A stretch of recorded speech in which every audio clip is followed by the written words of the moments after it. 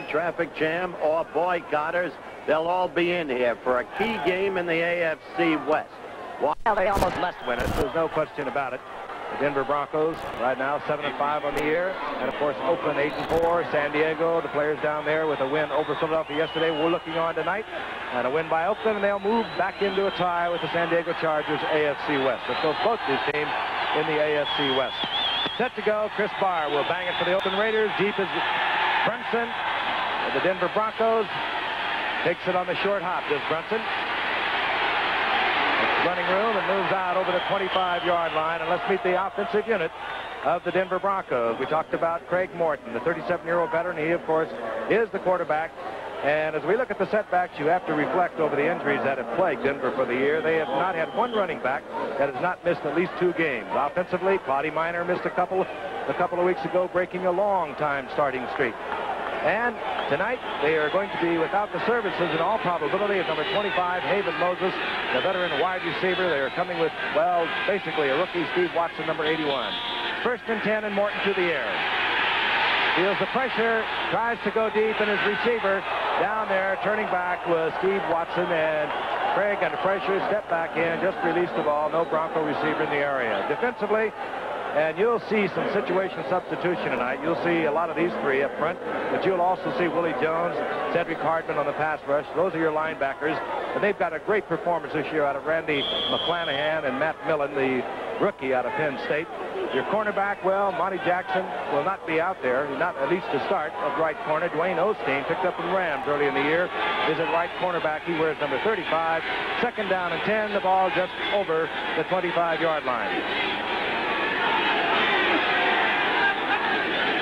And off goes to Dave Preston, and Dave Preston to the 30-yard line where it'll be third down and about 6, and you'll see the substitutions come in on the part of the Oakland Raiders as they begin to think in terms of pass. Frank, you mentioned how the Broncos have been hampered by injuries. Of course, you will not be saying, as one evidence, Otis Armstrong. Out for the rest of the year, injured reserve, maybe the whole career over because of potential damage to the spine that could result in paralysis. Cedric Hardman, Willie Jones, defensively for the Oakland Raiders. They're the designated pass rushers. Third down 7, picked off. Taken there by Burgess Owens, the free safety, as it was deflected into his arm. Burgess Owens scrambling around. A flag is down as Owens gets the turnover, returns it down to the 42-yard line of Denver. Again, there is a flag down. It happened, however, after the interception, and Burgess Owens, who acquired from the Jets in offseason, has filled in nobly for an injured Charles Phillips, who was expected to play there. Of course, was a first-round draft choice by Weave Eubank when he was coaching the Jets a number of years back.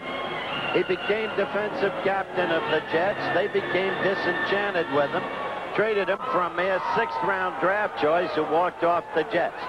But as we listen, during the run back, number 53 of the receivers, first down. To finish the story, the Raiders feel that that man, Burgess Owens, has been a steadying influence in the backfield and is a team leader. One thing they know is a great one-on-one tackler. First down and 10. Rod Martin defensively clipping for Oakland. They move the ball back to the Oakland Raiders 43-yard line. First and 10, Kenny King, another Raider who was acquired this year from the Houston Oilers and has performed great. Gets a couple of yards. It'll be 2nd and 8 as we look at the offensive unit. We told you a little bit about Plunkett. It's a great story that will develop during the course of the game. Many thought he was washed up. We talked about it before. Wide receivers, the speed man, of course, Cliff Branch, and the man who works underneath so well, Bob Chandler. And, of course, the veteran Raymond Chester at the tight end. Of course, Dave Casper, traded several weeks ago with the Oakland Raiders to the Houston Oilers. They have a lot of acquirees to the Oakland Raiders, and they have done well with them. 2nd and 8, safety blitz, picked up, and it's a running play to Kenny King.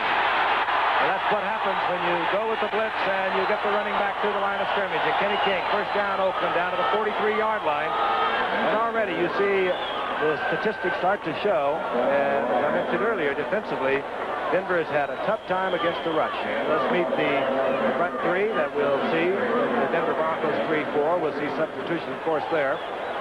And they, too, have had many troubles at their linebacking position. Bill Rizzo out for the season. Bob Svensson, a great linebacker, has not been able to play all year long.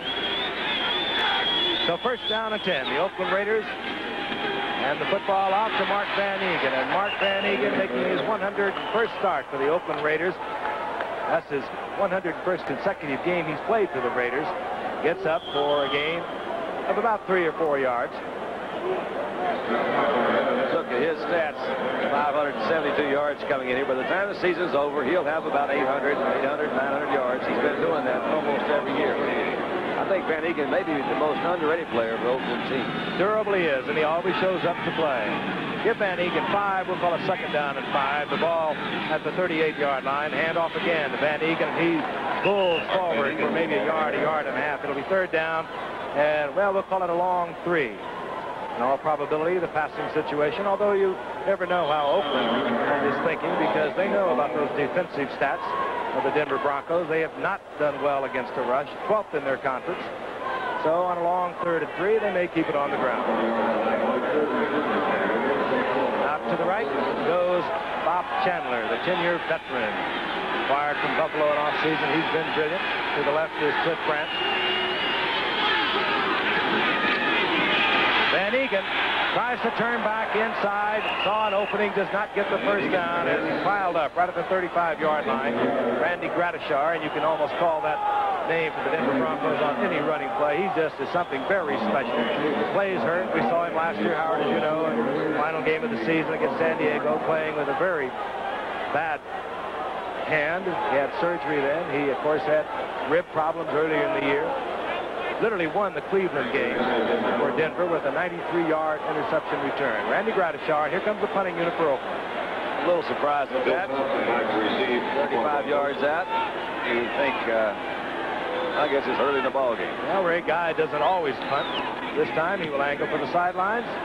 Oakland playing it very conservative. And ball being marked. Not necessarily a good kick by Guy at the 15-yard line. The line of scrimmage, however, was up at the 35-yard line, a 19-yard pickup. Oakland, Alameda County Stadium. We'll be back in a moment. Started with the Cowboys in '65, with the Giants for a while. In the past 3 years, he has taken Denver to the playoffs. This is Dave Preston over the left side. Preston for a couple of yards out near the 19-yard line. Give him 4. It'll be second down and 6. And again, we told you at the top of the show there was an intended boycott. How effective, we don't know. We saw people outside in the parking lot. They were going to wait 5 minutes before they came in protest to the intended move of the Oakland Raiders to California. But again, we've also told you it's 6 o'clock here in California, and these folks out here drive a lot of cars. And there's a massive traffic problem here. Second and 4. The ball right at the 19-yard line. Quick movement on the left side of the line by the part of Denver. They were not set up for that play. You could tell Craig trying to get people lined up. It was a mess up. He had Odoms in the wrong place, had his backs lined up wrong. And talking to Craig before the game, he felt that they were going to try to take advantage of Oakland's, I guess you'd say, specialized defenses. They have so many people they bring in situations. And one of the ways that they were trying to do, they haven't done it yet, was to call 2 plays at one time. Well, I'm still puzzled by Oakland's last series when they blew a big opportunity. It seemed to me that Plunkett's play calling was tentative and over-conservative because he calls the plays for Oakland, not from the bench. Receives a call, 5 yards, second down and 11. The ball inside the 15.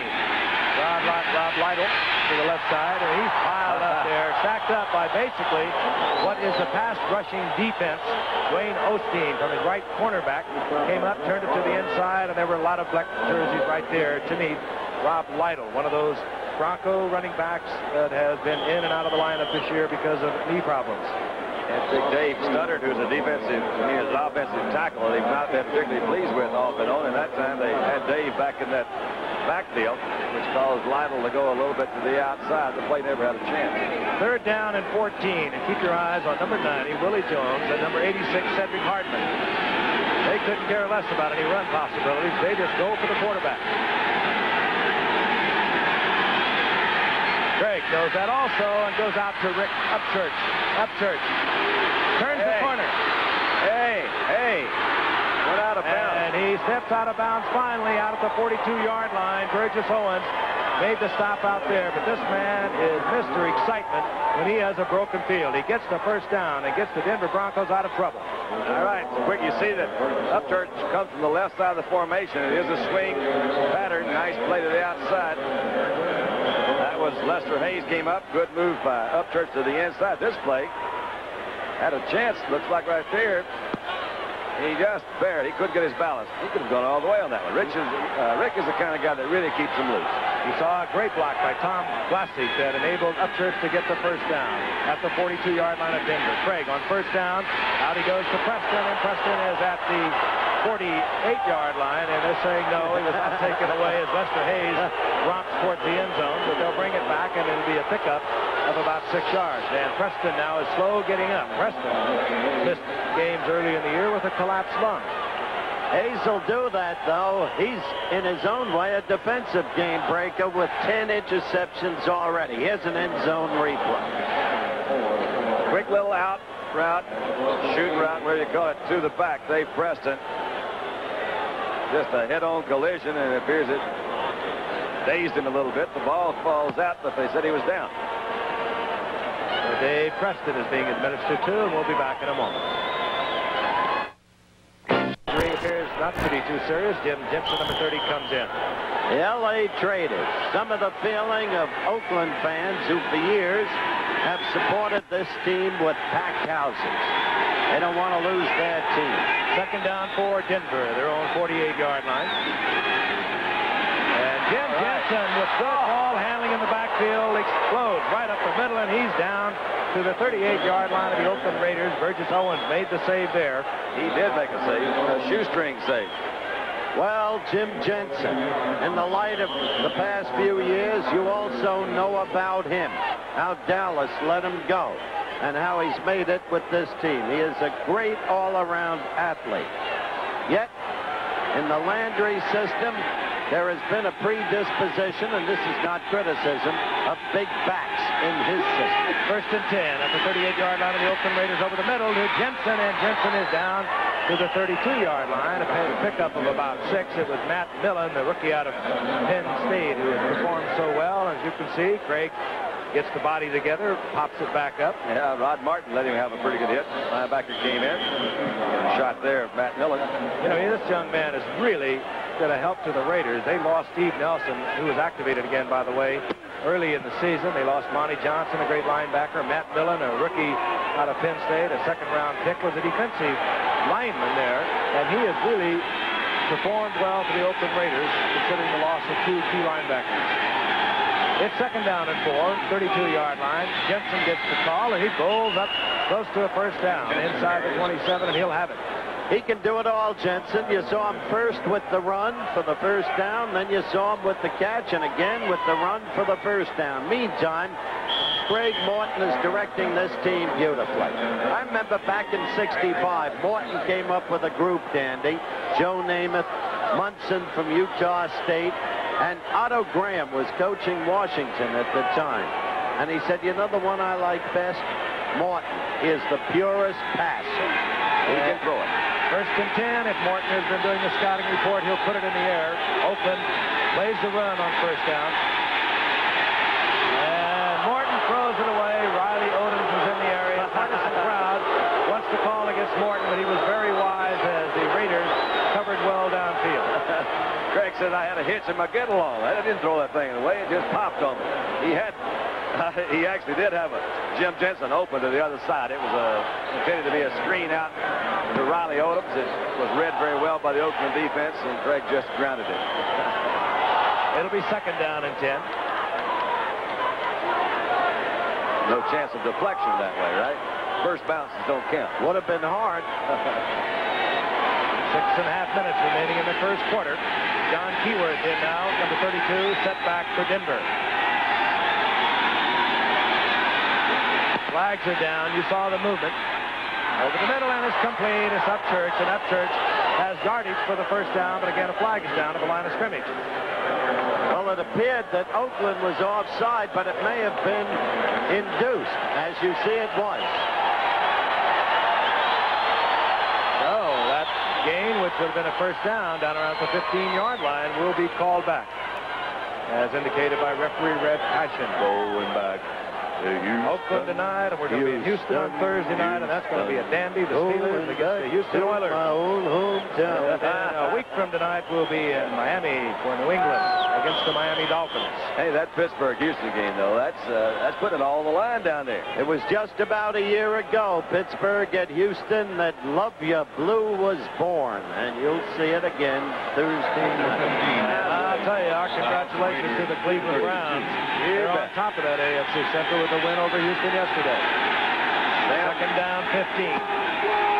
John Keyworth. And Keyworth lunges ahead inside the 25-yard line, picks up 6 of those yards. Don Matuzak slides out defensively from his left-end position to make the stop. There's John Keyworth. He also missed so many games this season.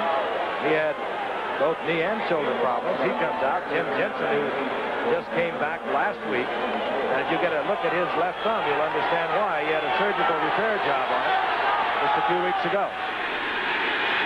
Third down and 8. Martin tries to go out to Rick Upchurch. Incomplete. It'll be fourth down, and we are in all probability going to see a man who is red hot for the Denver Broncos. That, of course, would be Fred Steinfort.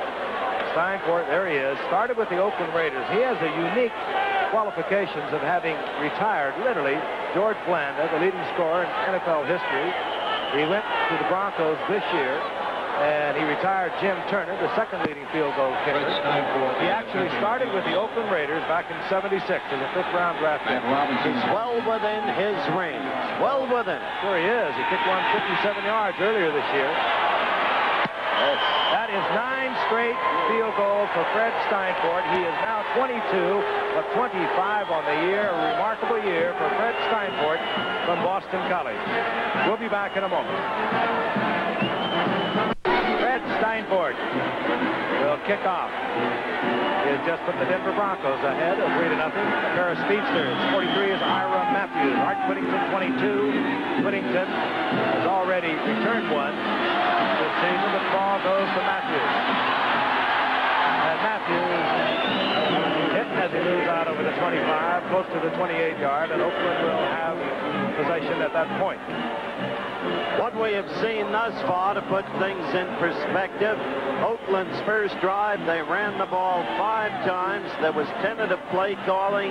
They gave it up on the Denver 35. The springboard of the drive for Denver that led to the field goal was the screen pass play on 3rd down to Upchurch, and an overcommitment on the pass rush by Oakland. Frank? Plunkett, close to 52% on the year. Took over 7 weeks ago. 1st and 10.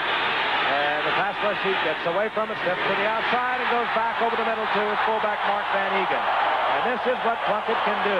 Many people have said in recent weeks he's doing it too frequently, sliding out a little early, but you saw he would have been sacked had he not. Rushing him with Reuben Carter, but he got the pass away by moving out. Frankie got some good pressure in there. He did move back to the outside. I think he was trying to go downfield to a wide receiver. This is the safety about Mark Van Egan. These guys are kind of lucky to get that one off, I think, because they had good pressure. Could have been a sack. I tell you, I don't care what the team statistics are. Denver hits. Van Egan gets the first at the 40-yard line of Oakland. Plunkett, he has the time. He's going deep for Branch. And there's a battle for the football as Aaron Kyle goes up with Cliff Branch. And, of course, Aaron Kyle, 4 years with the Dallas Cowboys. He came to Denver 5 weeks ago on procedural waivers, meaning he really was able to pick his team that he went with. They're going to work over Aaron Kyle because he is not notably good on coverage, but he is notably good as a hitter. He is a terrific hitter. They've actually been pleased with this acquisition for a couple of reasons. It's freed up Foley to get back into that safety position, and Aaron is the kind of guy who was drafted very high against Dallas. He just hasn't quite fit in there. Maybe this is his spot. Second down and 10. Kenny King, right side, huge hole, and King. It bounces off the tackle of Steve Foley, but he gets the first down. He's inside Denver territory, and what a bargain this man was. Tatum, Jack Tatum, traded to Houston, and Kenny King came for a couple of 7th-round draft picks, and he carried the ball 3 years for Houston. I mean, three times for Houston a year ago for 9 yards, and here he's over 635 yards. As we said at the beginning of the telecast, he gives Oakland a whole extra dimension. And by the way, not denigrating Jack Tatum, he's had a super year for Houston. That's true. On 1st and 10. Van Egan collected and dropped by Rob Nairn. Gain of a couple of yards. Second 3, it'll be 2nd down and 7. Good offensive blocking that time. He had plenty of time to throw. Chose to go to the man under. Offensive line set there, formed a pocket. One of the criticisms that has been leveled at Plunkett in the last few weeks is that when he goes back to set, he won't take that extra step or 2 steps back up in the pocket. And supposedly his lineman keeps saying, hey, trust us, we're going to protect you. Come back up in that pocket. After those 2 years of getting shell-shocked across the bay. So, 2nd and 7, flags all over the lot. Plunkett will play it out. 6 and goes to the turf, short of the 1st down at the 41-yard line. We saw Greg Boyd was the guy that jumped off sides, and how many times you see the guy that jumps off sides, the guy doesn't do anything after he gets over there. What he did is get off sides and didn't get a good pass rush either. Denver is claiming inducement, and they're right. Well, I sure didn't see it. And it'll bring the run of Jim Plunkett back. That hurts Oakland. Down will remain the same, and we will have a 3rd down and about 12. We'll have a 2nd down and about 12.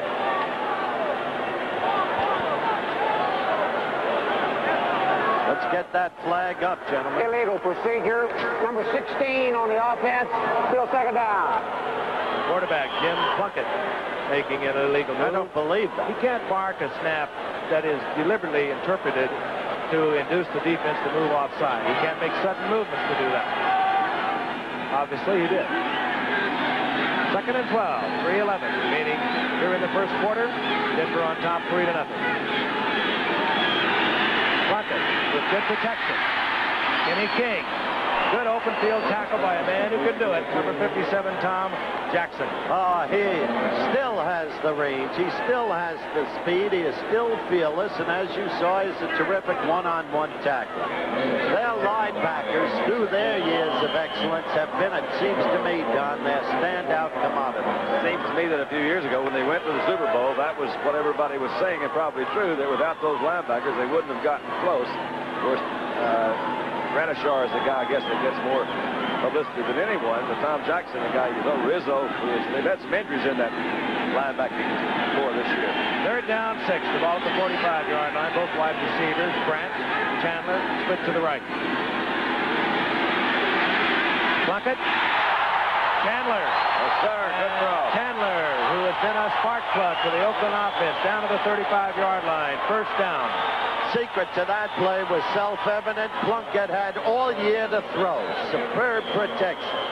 He did. You also got most of the receivers are over on this side of the field. He's got Chandler faking to the outside, coming back in across the middle. Foley's there on him.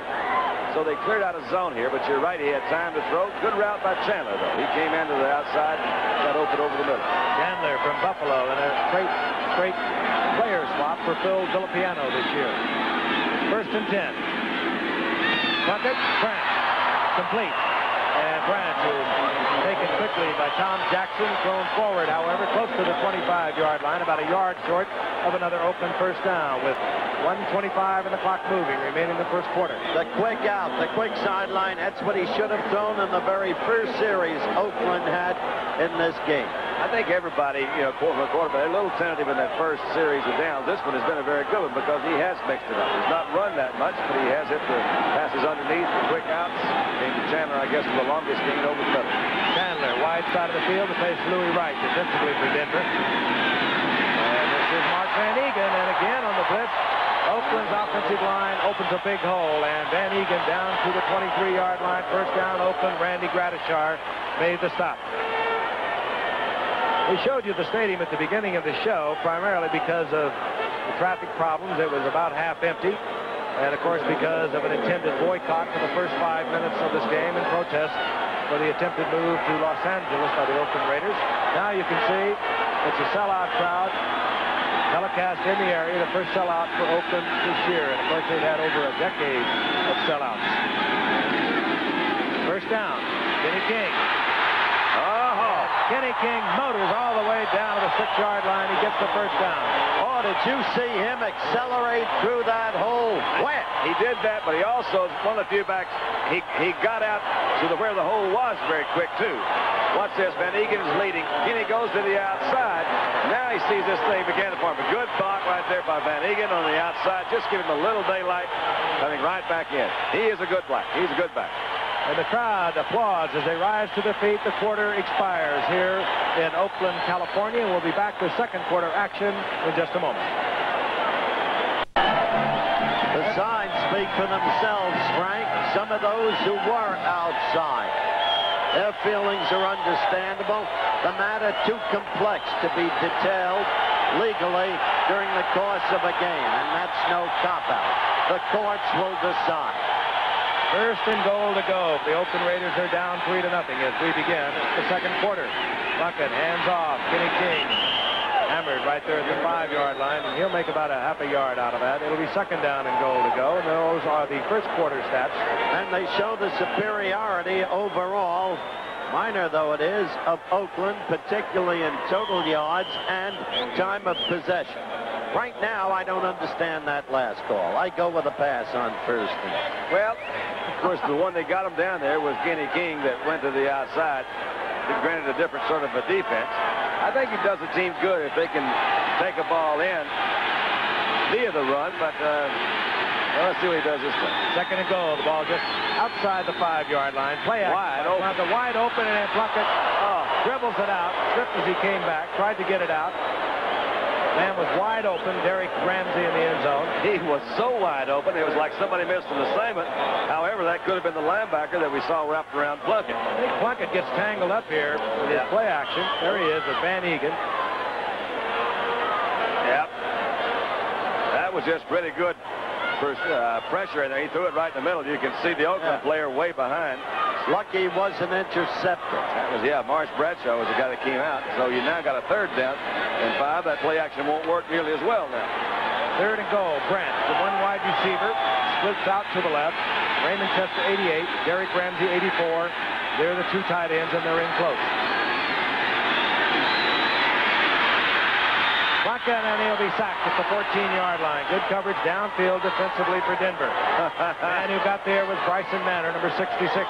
I thought there was that. I guess it was Tom Jackson that was looking like he was beating the bongo drums on.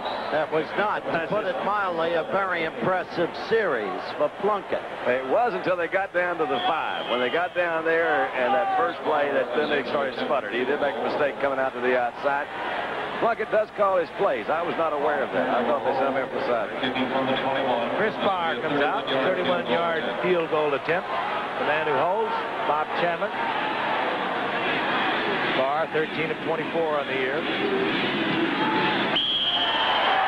I don't believe it. And he's wide to the right, and Denver, with the first down and goal at their 6-yard line, gets out of it. They will lead 3-0 when we return. And that will be the situation. Missing them 31 yards out. The Broncos up to the line of scrimmage, first and 10, the ball at their own 20-yard line. That would have to give the Broncos a lift. Oakland had moved briskly down the field. Had a first and goal at the 6-yard line. We'll turn back. On first down, Morton into the flat, finds Rob Lytle, and Rob Lytle steps out of bounds. Out at the 25-yard line. Gain of 5. It'll be second and 5. Well, I can tell Al Davis that, but unfortunately, that will not be the decisive opinion. Influential. A federal court judge will render that opinion. That decision coming sometime early February. But my position on franchise removals has been established since 1970 before the Congress. I'm against them unless there's economic distress. Second down 5. Up the middle goes Jim Jensen, and Jim Jensen finds a crowd of Raiders there, gets a yard and a half out of it. It'll be third down and third down and 4. Now they mark it out over the 26, so call it third down 3. And the changes take place wholesale as Oakland sends in their pass rushing unit. Cedric Hardman comes in, Willie Jones comes in, and Otis McKinney comes in the secondary. Dave Preston comes back into the game for Denver. Preston 46. Martin had the time, fired it behind Jim Jensen. Fourth down, we'll see the punting unit. Jensen was open there, too. It was a late move, you see. They went into the 4-man rush. Pretty good blocking this time. Craig comes up. He saw the Oakland defender in front of him, pulled it back. That could have been an interception. That was Otis McKinney, number 23. He came in, made that fake. By the time he pulled it back down, he wound up going behind. Luke Prestridge, 43.3-yard average. There's Ira Matthews for Oakland, but Prestridge second in the AFC behind the Oakland Raiders' Ray Guy in punting. Prestridge doesn't turn it over, but he gets it to Ira Matthews at the 32. And huge opening for Matthews. Look out. Matthews with a brilliant return to the 36-yard line, and Prestridge, the punter, had to make the save at that point. And no flags on the play. I don't think this one was set up as much as it was. He decided I'm just going to run this way. Matthews saw it right up the middle, big hole up the middle. And that's Prestridge, you see, that tripped him up. And this is the kind of return that they anticipated from Matthews when they drafted him a year ago as the nation's best returner from Wisconsin. Puckett on the sideline talking with head coach Tom Floyd. There he is on the left, a former Raider quarterback in his own right many years ago, early 60s. Still holds several Oakland Raider records. But Ira Matthews has returned the Prestridge punt to Denver's 36-yard line. Once again, Oakland in super field position. This is the third time that they will have enjoyed super field position. They haven't capitalized yet. I relate this to the signal calling, but I'll tell you this much. You get the feeling that Oakland is a talent-laden team in a slump. Out to the left, both wide receivers. Branch and Chandler, and Puckett will go on top. Puckett will go down at the 47-yard line, and the man that got in there, number 75, that's Rulon Jones, the rookie, first draft pick for the Denver Broncos this year. That's his 8th sack of the season, and he's been spectacular. They got him in the second round because they didn't have a first pick. He really has been spectacular ever since he began to get his shot. How quickly Plunkett got them out of good field position. Jones, a rookie out of Utah State, big man, 6'6", 260. And the loss is all the way back to the 46, second down and 20. Plunkett again. Boyd pressures Plunkett.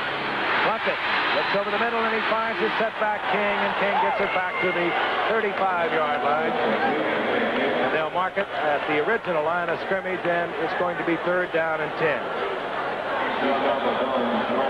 Rulon Jones is working on big Art Shell, whom we've seen many, many times. Art is so big, pretty easy for him to handle most of them. Interesting thing happened with Art Shell. Bob Trumpy on NBC said last week that Shell, on passing situations, was giving it away, was dropping back to have more time for the pass block. Shell vigorously denied it. Watch it. Third down, 10. Art Shell, number 78 for the Raiders. Plunkett. Chandler on one that could have been caught, however, it was high, and it'll be fourth down. It was high, but he slightly mistimed his jump, and that's what did it. He was sure wide open in there. It's a pretty good route. You see him working on Louis right, make to the outside to the inside. Louis was a little late in reacting, slipped down some too. He did mistime it a little bit. That ball was out there. He had both hands on it, I think. So Chandler would be the first to admit he should have had that one. Ray Guy leading the AFC in punting. Trailing, but moving up closer to the Giants' Dave Jennings. Dave Jennings leading the NFL. Just under 46 yards through 12 games. Bill Thompson settles in as safety for Denver, but they're anticipating the out-of-bounds effort on the part of Ray Guy, and that's what they get. And they got a no. Did they go? Nope. They're saying into the end zone. It'll be a touchback, and boy, that was close, but the official right on top of it. Ray Guy doesn't like it at all. So we have 11:39 remaining here in the first half. Denver leading 3-0. Around here. On the other side of the coin, they are 15-1-1 on Monday nights, the Raiders are. And the record shows that over the past 15 years, they've got the best record in professional football. They've got Church. Wide receivers, split to the right, first down and 10. Morton gets the ball deflected as he tries to get it away in the general area of Riley Odoms. It'll be second down and 10. Riley Odoms is such a wonderful target. He's so big, but he has been hampered with injuries both last year and this year. If you take Haven Moses out and you got Riley Odoms limping, you really do. You're limited to who you can throw to out there. Of course, Rick Upchurch is the kind of guy, the speedster. But Craig has been throwing a lot to his backs, Preston in particular. Odoms, 2 big games coming into tonight. 6 receptions in each of the 2 previous games. Craig switches up, hands off the ball, running play out to the 25-yard line. You know that the big man, Jim Jensen. All right, big play now for Denver. Try to get something started again. Oakland's blown 3 opportunities. The score might well have been 14 Oakland, 3 Denver. It's Denver 3, Oakland nothing. Third down, a little more than 5 yards to go. Oakland thinking pass. They bring in Jones, Hartman, and we'll see what Morton comes with on third down and long 5. Morton buried, and he had to dump it off towards Rob Lytle in the pass rush. Pressures Morton into a 4th down situation. we have Matuzak, Hendricks. Those were leading in there. You see, Craig, he was trying to get the ball off quickly to the right side where the pressure's going to come. There's Ted Hendricks, 83. Matuzak's. He almost grabbed Craig's face mask on his way down. The ball had to be released a little bit quicker than that. That's what you got to say. There's Ira Matthews. He had a nifty return of 31 yards a few minutes ago, but Oakland did not capitalize on it. This time, Prestridge bangs a beauty that takes Matthews all the way back to his 25. And this time, the special team performed for Denver, and Oakland will have the football at their own 33-yard line. 50-yard punt. I want to remind you about Saturday. College football coming your way, a national doubleheader, and it'll begin live at 12 o'clock Eastern time. First game, Florida against Florida State. Florida taking on number 3 ranked Florida State. That should be quite a matchup. And then that'll be followed by a long-time traditional rivalry. Number 2 ranked Notre Dame going against USC. They do it year in and, of course, year out. The final year of college football, regular season, of course. So be with us. NCAA college doubleheader coming up on Saturday. First down 10, 33-yard line, Oakland Raiders. Kenny King. And King moves out close to the 38-yard line for about a 5-yard pickup. It'll be second down and 5. Decent first down pickup on the ground. That's right. There's a young man Oakland really coveted 2 years ago. They wanted to draft Kenny King. They didn't have a third-round draft pick, and the Houston Oilers took him. So Oakland, they waited around a little bit, and they made some offers earlier this season, and Houston decided to trade him, and they did so for Jack Tatum, who's having a good year with the Oilers, and the Oilers also got a couple of 7th-round draft picks. King has certainly been worth all of that to Oakland this year. Second and 5, and here he comes again, and King gets the first down at the 45-yard line. 5'11", a 205-pounder. Well, they've certainly shown the ability, Dan DeRue, to move the football downfield until they get into scoring range. They had a wonderful drive prior to this one when they moved down to the 5-yard line, doing just what they've done here. They let Kenny King run a little bit. They hit some short passes. Kenny King is just, he is a terrific guy to have in that back. He's also a good pass receiver. First down is at the 45-yard line of Oakland. Luckett overthrows Cliff Branch. And interestingly, the first time he's thrown to Cliff Branch. Well, he tried to get him down the line a while ago with Aaron Kyle, but it's the first time he's come to him across the middle on this thing. We were talking about Art Shell a while ago, number 78. Now, he's trying to, I can't tell what he's really talking about. The block, he seems to have pretty good control of Bryson Manor that time. Good position. A veteran lineman like an Art Shell a lot of times will set up like he's going to pass on a draw play. And if they start to read things like that, they're in a lot of trouble. I'm talking about the defense. Now look at Art Shell now. He's back like he's going to pass block. And he is. He's going to. But he'll do it on other occasions. Somebody didn't pass block very well that time. And they lost. The sack is all the way back to the 35-yard line. Bryson Manor in there again. Well, they're stunning up in the defensive line. But look at Jim. His feet kind of freeze here a little bit. I was mentioning earlier. All right, he sits right here.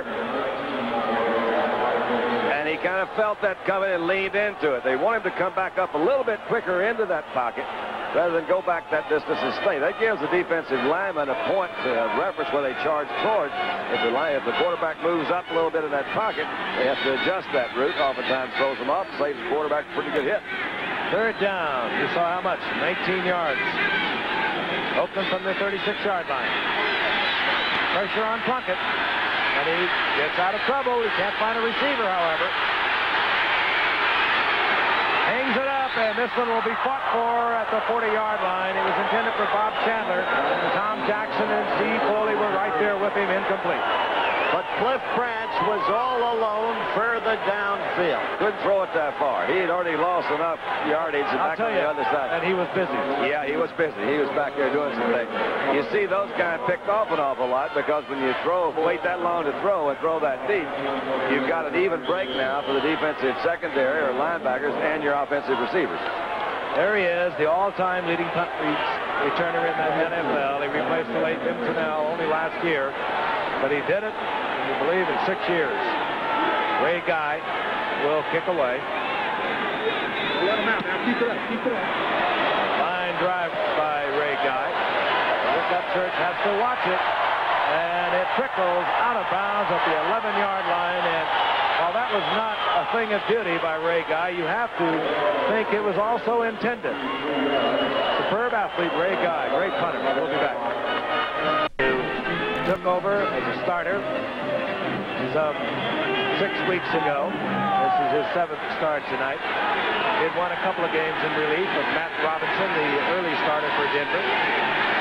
Bailey, Cleveland, and Washington. And on 1st and 10, Morton hands off to Jensen, and Jensen out to the 15-yard line. That's an interesting shot right there. Plunkett with Pastorini. I had a piece of chicken, shared a piece with Dan before the game. He said, I'm ready to play. I've been ready to play for 3 weeks. But it doesn't appear he's going to be activated. No intent here to knock down Jim Plunkett, who's a fine man, has been through so much. But his efforts tonight thus far speak for themselves. Second down, 6. Ball right at the 15-yard line. Dave Preston, left side, finds an opening, and Preston gets the first down after the 23-yard line. Taken there by Burgess Owens. Good run. That was Rod Martin that you saw go into that backfield alignment and almost knocked Preston down before he got to the line of scrimmage. He was able to keep his feet, make a cut back, and come through there. Dave Preston. Again, missed 4 games with that collapsed lung earlier in the season. Shake it up early in this game, but as you can see, back in, performing well for the Broncos. 23-yard line, Denver. They're out in front, 3-0.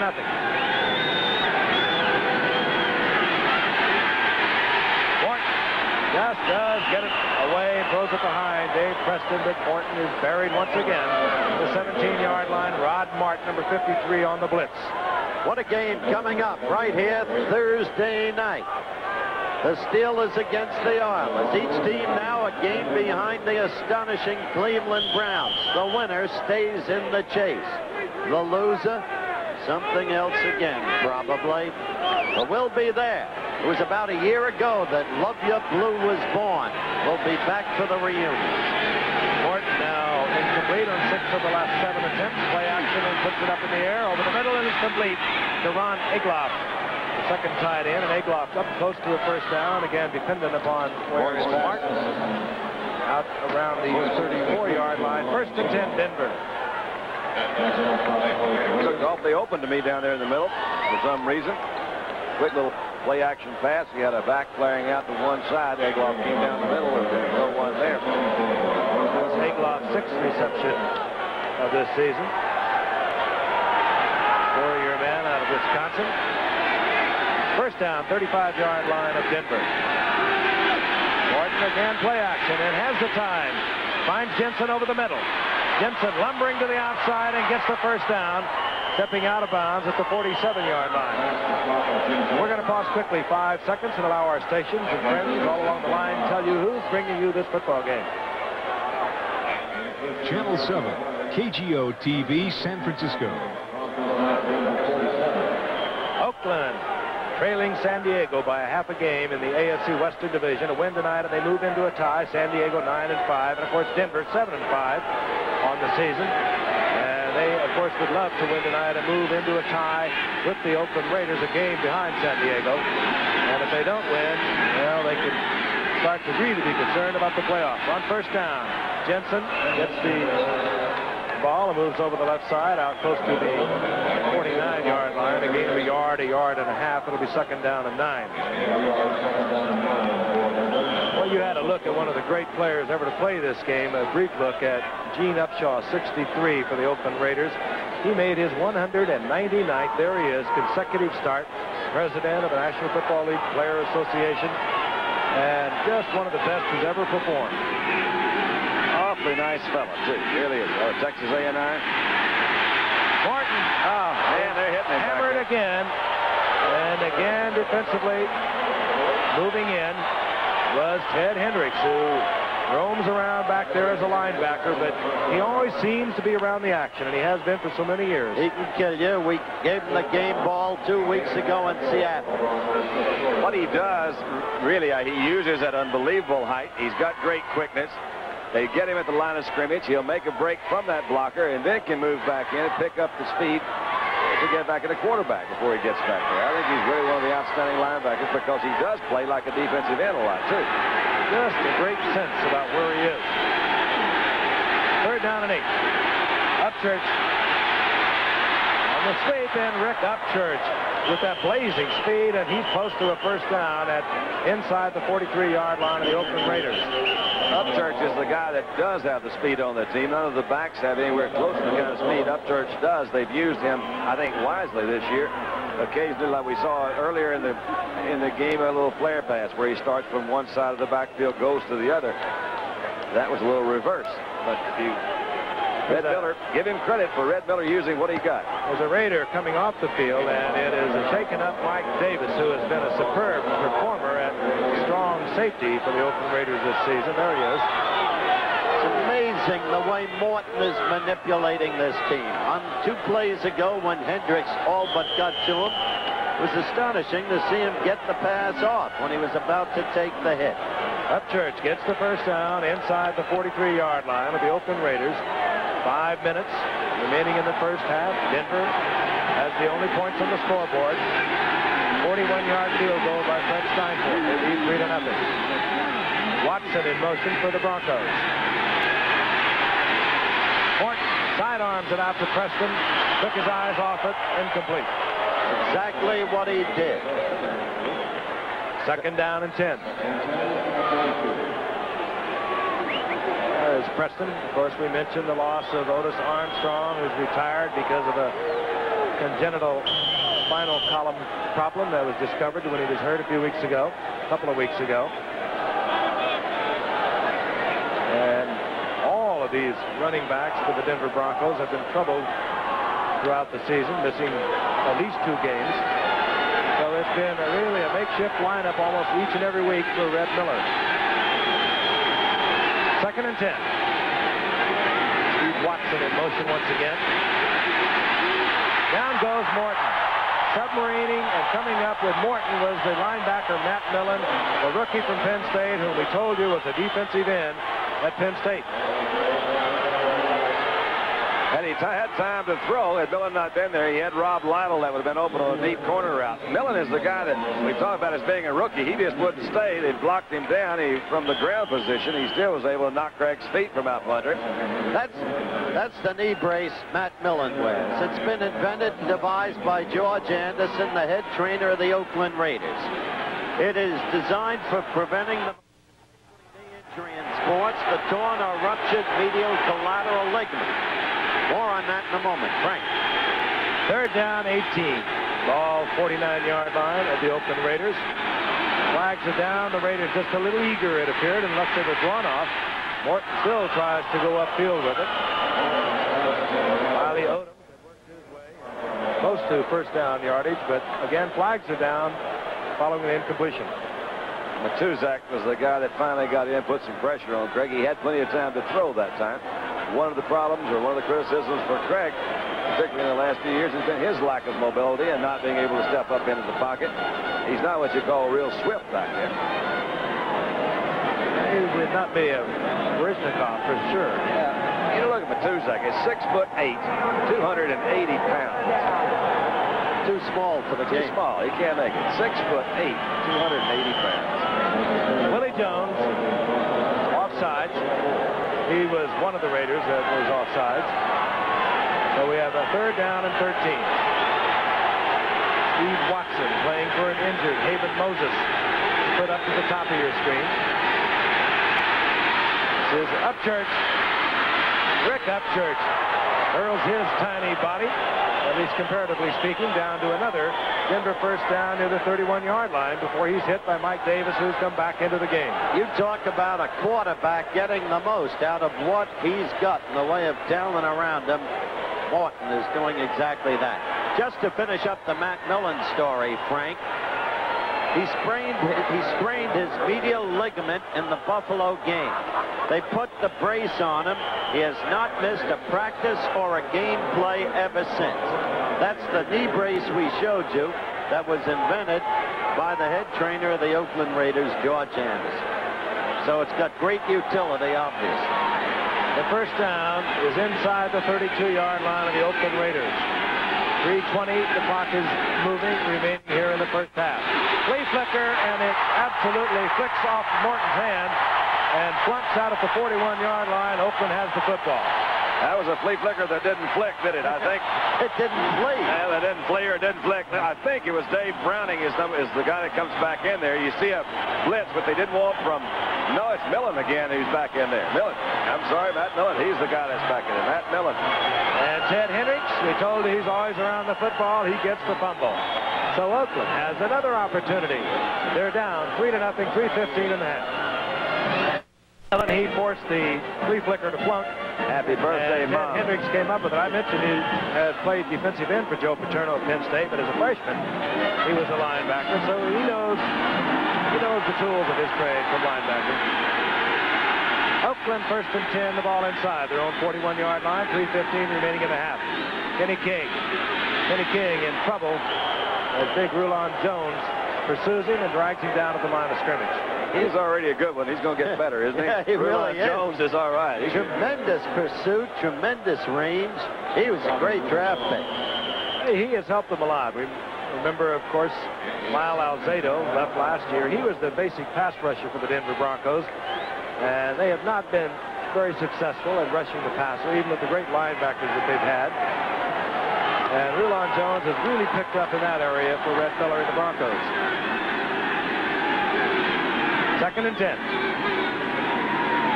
Draw play to King. King breaks one tackle, gets out over the 45 to the 46. Stacked up there. Tom Jackson in on the stop defensively. Good block by Upshaw that time. We were talking a while ago. Set from his guard position, came out and blocked on the middle linebacker and enabled him to pick up what yardage they did. Heading towards the 2-minute warning. Third down and 4. Ball out at the 46-yard line. Oakland will not get this play off before the 2-minute warning. They move up to the line of scrimmage. And there it is. 2 minutes remaining in the half. The Denver Broncos. And although the ball has been moved up and down the field, there's only 3 on the scoreboard, and they belong to Denver. We'll be back. No signs being held up. The largest guard section you've ever seen at a football game. All say save the Raiders. Again, the reference to the Oakland Raiders attempt to move from Oakland. So they've been a smashing success, both artistically and in terms of sellouts for over a decade, in their attempt to move to Los Angeles. Interesting scene, isn't it? Well, I saw the most profitable team in all of baseball, the Brooklyn Dodgers, move to Los Angeles. I saw one of the most profitable teams in the history of football, the Giants, move to Jersey. Third down, 5. As we begin the final 2 minutes of the half. Plunkett lost it in the area of Cliff Branch. Cliff Branch covered nicely by Perry Smith. So it'll be 4th down, and out will come Ray Guy, who's exercised his leg with frequency tonight. Ray Guy counting off to make sure he has 11 men on the field, or at least 11.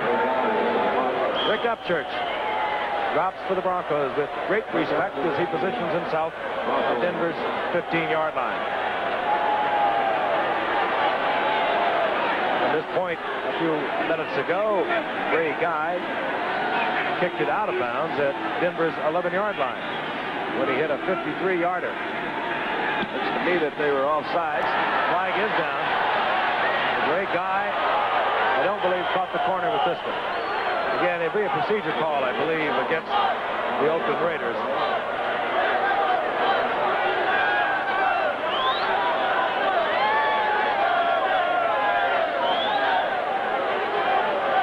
A motion call. You saw the wingback for the Oakland Raiders pull up, and they'll bring it back. Unless that is, Denver decides, respecting Ray Guy, they'll take it at the 20-yard line. I bet you they do, because Ray Guy certainly has the range to put it anywhere. I wouldn't want him to have another shot inside the 20, because he missed it, as he's showing you right there about how much he missed it that time. That's exactly what Denver is doing, and I'll tell you, that is great respect, because they would have backed him up, and Guy would have been kicking from about his own 35-yard line. Save our Raiders. Well, if media people had understood in the very beginning that what happens to one city really happens to all, and if precedents hadn't been established, there wouldn't even be a question. 1st and 10, 20-yard line, the Broncos. Morton, who's thrown frequently on 1st down, does so again. This is Preston. Preston turns to the inside, out close to the 28-yard line. He'll be short of the 1st down by about a yard and a half, maybe 2. It'll be 2nd down and 8. Don't forget, Thursday night at the Houston Astrodome, showdown between the Steelers and the Oilers. They had a tremendous game just about a year ago, won by Houston 20-17. We look for a repeat. Be with us. Ball at the 29-yard line, 2nd and 8. The big man, Jim Jensen, Bulls is 230 pounds, out over the 30 for the 1st down. We're heading towards 1 minute remaining in the half. Pittsburgh's about to get some of their folks healthy. They've been hurt all year. The Steelers, they came off a pretty big win yesterday. I don't understand this. Denver apparently content to let the half expire, yet they have the football outside their own 30-yard line. They have 3 timeouts remaining as the Goodyear Columbia looks down with Captain Nick Nicolari soaring around up there with our cameraman Archie Griffin. 30 seconds remaining in the 1st half. 1st down, Morton takes the ball out to Jensen. And now Morton decides he'll take timeout. I'll move over and I'll talk it over with Red Miller. Why would they do that? I don't know. Why go talk it over now? They let all the time lapse. They ticked off 40 seconds. Needlessly. Very unusual call, Reds. I guess they think 3 points is going to be enough, huh? Turn it over to the defense. We scored. It's up to you guys now. Ed Red Miller, there is your classical coach. Started 9 years at the high school, college level. Went to Boston. He went to Buffalo. He went to Denver. He went to St. Louis. He went to Baltimore, back to New England. And, of course, came and took over 4 years ago now, and has had Denver in the playoffs on first 3 years. Took him to the Super Bowl in his first year, of course, losing to Dallas. And has had them in the playoffs the last 2 years, and that's a franchise that only had 3 winning teams in the previous 17 years. So Red Miller has done a job with the Denver Broncos. They're 7-5 in the AFC Western Division. They're a game and a half out of first place behind San Diego at 9-4. A win tonight, they would move into a tie with the Oakland Raiders. They'd be 1 game back of San Diego with 3 games remaining for both clubs on the season. And how about Curly, Don, moving back out there? Yeah, just ambling on, oozing on back out there. 16 years he's been plying his trade at quarterback. A lot of zippers around the body. And he still is the man that gets it done for Denver, as he has again this year. 2nd down and 6. 25 seconds for Denver. 2 timeouts remaining. The ball at their 36-yard line. John Keyworth, and Keyworth will have a first down out of the 43-yard line. 18 seconds remaining in the half. Bob Nelson, recently activated, made the stop. There's Al Davis, managing general partner of Oakland. A terribly difficult night for him in the national glare. The fans openly manifesting their understandable anger. The intended removal to Los Angeles. Interestingly, there is a newspaper in Los Angeles that applauds the move because all they want is another team. That's, I guess, provincially understandable, but journalistically, perhaps questionable. After all, Los Angeles got the Dodgers from Brooklyn, the Lakers from Minneapolis, the Rams originally from Cleveland. Gets very complex as sports invades the law, the economics, the politics, and sociology of the society. I would say that's complex. Yeah, and here Craig is just looking for him a first down out there, and he's got 18 seconds. I still understand why they have not tried to hurry up, because he's got, as we talked about earlier, he's got a field goal kicker, Fred Steinfort, who has got maybe as good a range as anybody in the league right now. I'd say he does. We saw them let Steinfort attempt a field goal against New England from 73 yards after a fair catch. 18 seconds on the clock. 1 timeout for Denver. Rick Upchurch, they just hope he can break it off on his own. He does not do so. Gets to the 45-yard line. Gain of about 3 yards, and Craig Morton stops it with his final timeout. So the Broncos out of timeouts. Craig Morton moves over to see if Red Miller has any kind of magic up his sleeve. By the time Craig gets over there, he may have changed his mind. Well, how many times do you think he's walked over there in 16 years? And how many times has he come back in with anything that's really going to help? Going to work. Again, this game's so vital to both these ball clubs, particularly Denver. They would just about drop out of it. When you look at the standings in the AFC West, San Diego, as Howard alluded to a moment ago, with a 1-point win over Dick Vermeil's Philadelphia Eagles yesterday. They're on top at 9-4. They must be watching tonight. The Oakland Raiders, of course, with a win tonight, will move into a tie. And of course, we've been talking about our Pittsburgh-Houston game, and you see the Cleveland Browns with a win over the Houston Oilers yesterday on top of that one. Cleveland's destiny clearly is its own. Their remaining games, Jets, Vikes, and finally the Bengals. And Oakland, they don't have it easy. They have Dallas here next Sunday. Then they play the Denver Broncos. And then they close with the Giants. It's the Oakland Raiders. Out of the shotgun, Morton. 2nd and 8, hang it up and look for a flag. Is this? And it's taken by Lester Hayes, and that is Lester Hayes' 11th interception of this season, and he is bringing it back. Time has expired. They could not get the field goal opportunity as time expires on the run back. Dave Studdard made the stop defensively for Denver. But Lester Hayes, he is something else. That's his 18th interception in less than 2 years. You think he's not all pro?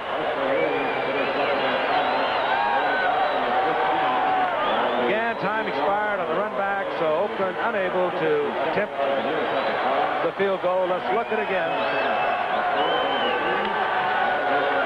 It was just a throw it up there in the direction of Upchurch and Watson.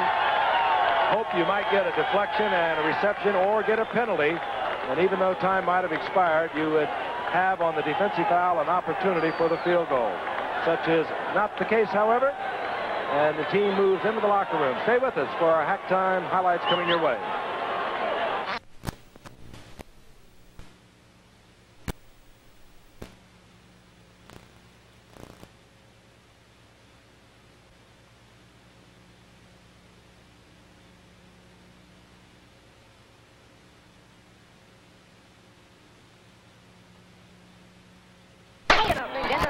Denver kicks off.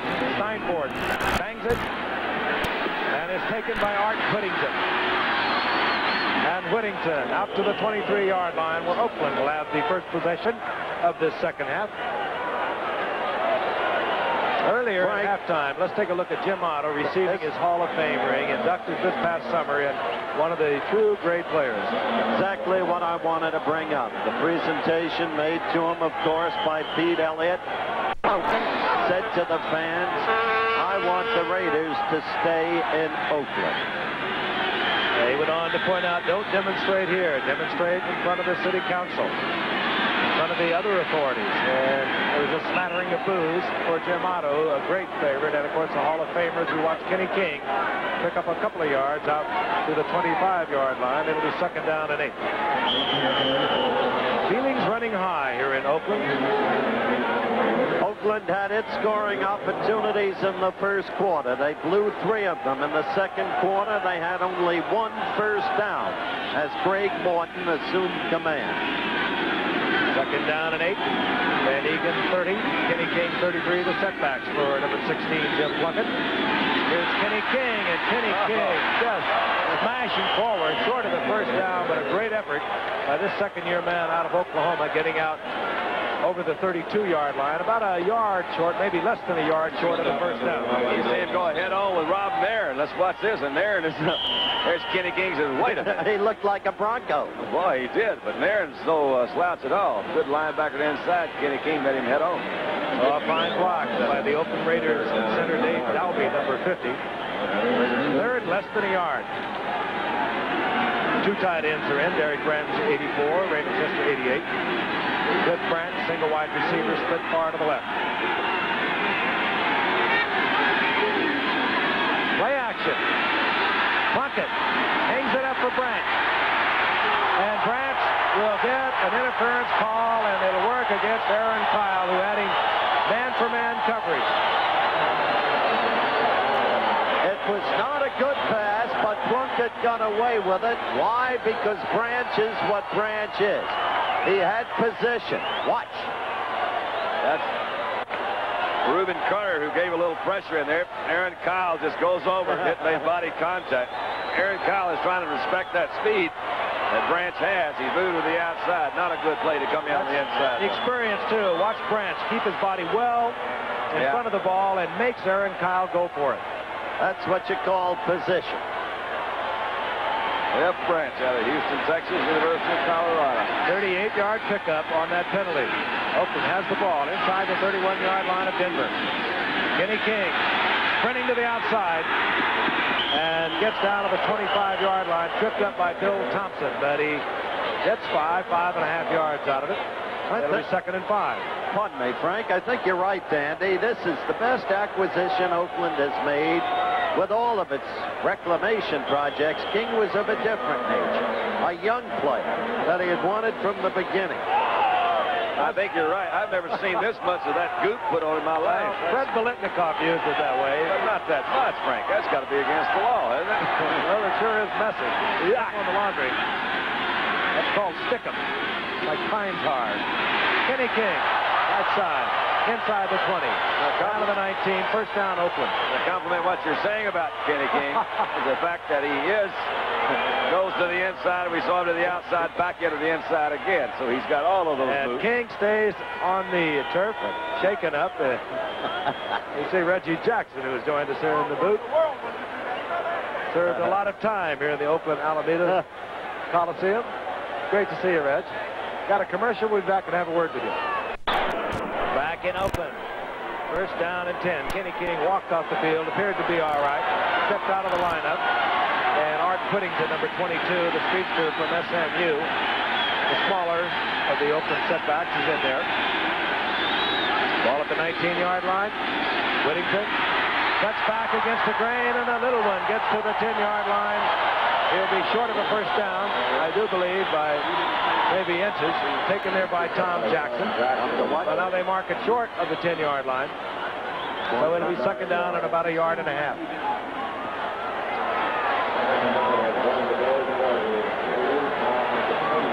Underway here in the second half. The big play, the pass interference, Aaron Kyle against Cliff Branch.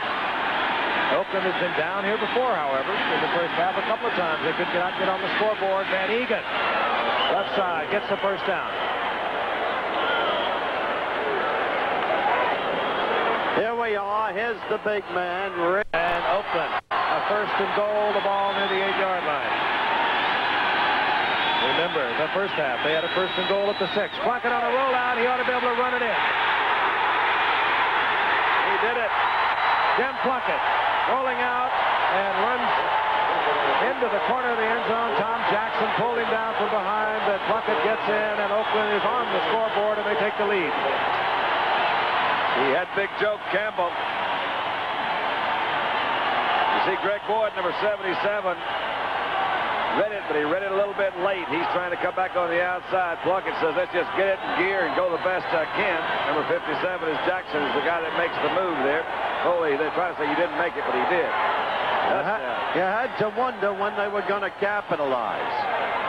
Out comes Chris Barr for the conversion, and that extra dimension that Plunkett gives the football team, the ability to move around, run the football, has put Oakland on the scoreboard. Oh, he missed it. I don't believe it. Chris Barr misses the conversion. Earlier, he had missed a chip shot field goal from 36 yards out, and that makes an interesting set of numbers on the scoreboard. The Oakland Raiders leading the Denver Broncos 6-3. We'll be returning to Oakland in just a moment. Chris Barr hooks it on the conversion attempt. Missing the conversion. Oakland has the lead 6-3. Barr set to kick off. Deep is Larry Brunson, who a year ago was returning kickoff for the Oakland Raiders. As a matter of fact, led the NFL a year ago for the Raiders in this department. This will be Larry Brunson. Brunson hurdles out over the 30-yard line. It'll be first and 10 for Denver at the 31-yard line. We have another special guest Howard wants to have a word with. All right, here is young Mike. Cigar, so I learned from him. Okay, Mike. Good to have you with us. Frank. On first down, Jim Jensen gets around the corner out to the 36-yard line. Jensen with a gain of 5 yards, taken there by Mike Davis defensively for the Oakland Raiders. It'll be second down and 5. Now they mark it up over the 36, so we'll call it second down 4. Test here, of course, is for Craig Morton to reassume offensive momentum in the face of the score just achieved by the Raiders. Rob Lytle comes in for Denver, number 41. Former great All-American from Michigan. Knee surgery a year ago and troubles again with the other knee this year. Second and 4. Denver at their 37. This is Lytle on a screen. Beautiful defensive play.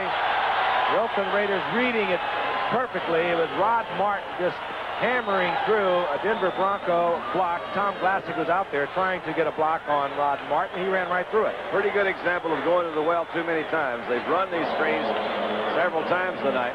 If they're going to continue to run them, give them a different look. They can run several different kinds of screens. But Rod Martin, along with a couple other Oakland defenders, had that one read perfect. Loss of 6. It'll be third down and 10. Underway here in the third quarter. Frank Gifford along with Howard Cosell, Don Meredith watching a very important game for both the Oakland Raiders to win tonight. They move back into a tie with San Diego in the AFC West.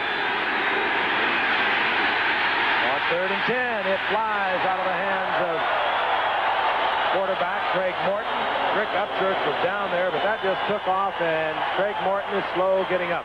And you can understand it. There were 3 Raiders on him. That fierce pass rush we've talked about. Here's the end of the play, Don. Well, they are getting there a little bit late. This is Browning coming through. On the other side, these are the designated pass rushers, as we've talked to them about before. Willie Jones was number 90 coming into the inside.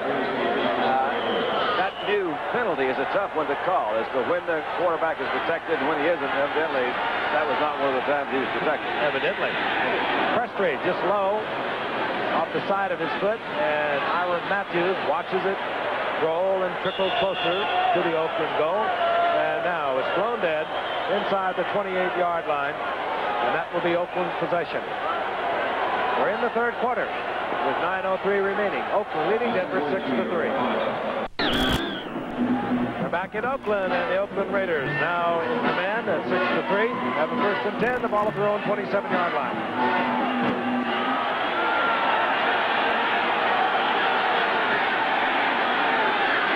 Sellout crowd, the first sellout crowd for the Oakland Raiders this year.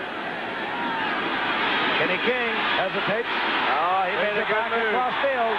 Bill Thompson is there for Denver, but not until Kenny King gets out over the 35 to the 37-yard line, close to an Oakland Raider first down. And Kenny King is having himself a night.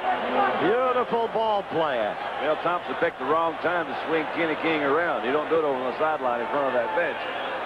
He was just shaken up a little while ago. He is running back in, and the report is he's okay. Up to 85 yards now, having himself a beautiful night. Tom Jackson was a linebacker on that last play, overran the play. Kenny King was designed to go to his left. Saw Jackson coming in, took a step to the inside, and came back with really on his own. The play was not designed to go on this side.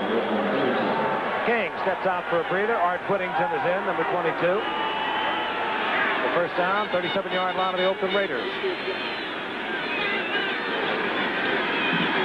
Off is Whittington. Whittington hammered there over the line of scrimmage. First man there, Randy Gradishar. Got help from Larry Evans, number 56. Gain of a yard. It'll be 2nd down and 9. As you can see from the graphic we just showed you, Oakland has been a second-half team. I swear there are 12 of these guys. I see them everywhere. Euchre has got a franchise. I saw Gene Upshaw that time. Didn't make much yardage, but Whittington knew what to do. He was sticking right behind Upshaw. So many times to see those backs try to get too far away. They know where to stay. Stay close to the big guys. Raider backs have been doing that for 14 years with Gene Upshaw. 2nd and 9. Plunkett puts one into orbit way over the intended receiver, Cliff Branch. Double coverage on Branch, and Plunkett just throwing it away. It'll be 3rd down and 9. Goodyear, Blimp, Columbia. By the way, it'll take upon Lens to get the Columbia down to Los Angeles. In case you're interested. They'll get there. Yeah, yeah. They'll be there in time for Dan Devine's last regular season coaching game at Notre Dame.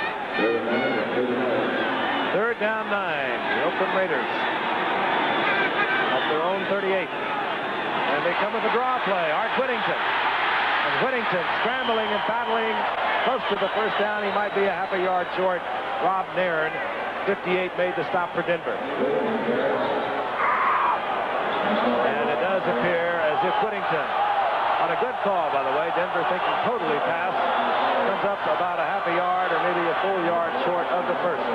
Oakland disagrees with the official's location of the football, but they'll have to accept it. And out trots Ray Guy. He's ran the ball a couple of times for first downs for the Oakland Raiders. And he's 1 for 1 in the passing department. Of course, the Denver Broncos, well aware of those numbers on the part of Ray Guy. They'll be very alert for any chicanery as Rick Upchurch settles in at the 10-yard line for Denver. Ray Guy looking for a sideline kick, and he gets another beauty. The second time tonight that Ray Guy has put the ball out at the 11-yard line. And the first time he did it with a 53-yard effort. This one a 43-yard effort. We'll be back in a moment. 7:03 remaining in the third quarter, and it's Oakland 6-3 over the Denver Broncos. The Denver Broncos 7-5, and the Oakland Raiders 8-4. San Diego leading this division. Looking on tonight, San Diego 9-4. 1st and 10, 11-yard line of the Denver Broncos, and here comes Dave Preston. And Preston works his way up for about a 4-yard pickup. Give him 3. It'll be second down and 7. And right now, we were talking about Heisman Award winner George Rogers from South Carolina. That being announced today, we'd like to also welcome WPDE Channel 15 in Florence, South Carolina, to our ABC affiliate family. Welcome aboard, guys. Second down, 7. Ball inside the 15-yard line of the Denver Broncos, who have really not generated a great deal of offense themselves tonight. Oakland moving back and forth between their 20s. And this is Dave Preston. And Preston out to about the 19-yard line. He'll be short of the first down by a couple, maybe 3. Dave Preston, free agent in '78 for the Denver Broncos after he was cut by New England in '77. Here he is. I mentioned problems with a collapsed lung earlier in the year. He's rebounded nicely. Third down 2. Takes a lot of guts for that, too. He's got gizzard. Watson in motion. This is Preston. And Preston gets the first down and more as he moves over the 25 out to the close to the 26-yard line. Interesting call, and they had the flanker back in motion coming back in, and instead of going across the line, he stopped in and blocked that time on Ted Hendricks. So even if you get an extra man on Ted Hendricks, you're doing all right. But a very important series as Craig has now negotiated himself into a position where he can begin to operate with the pass.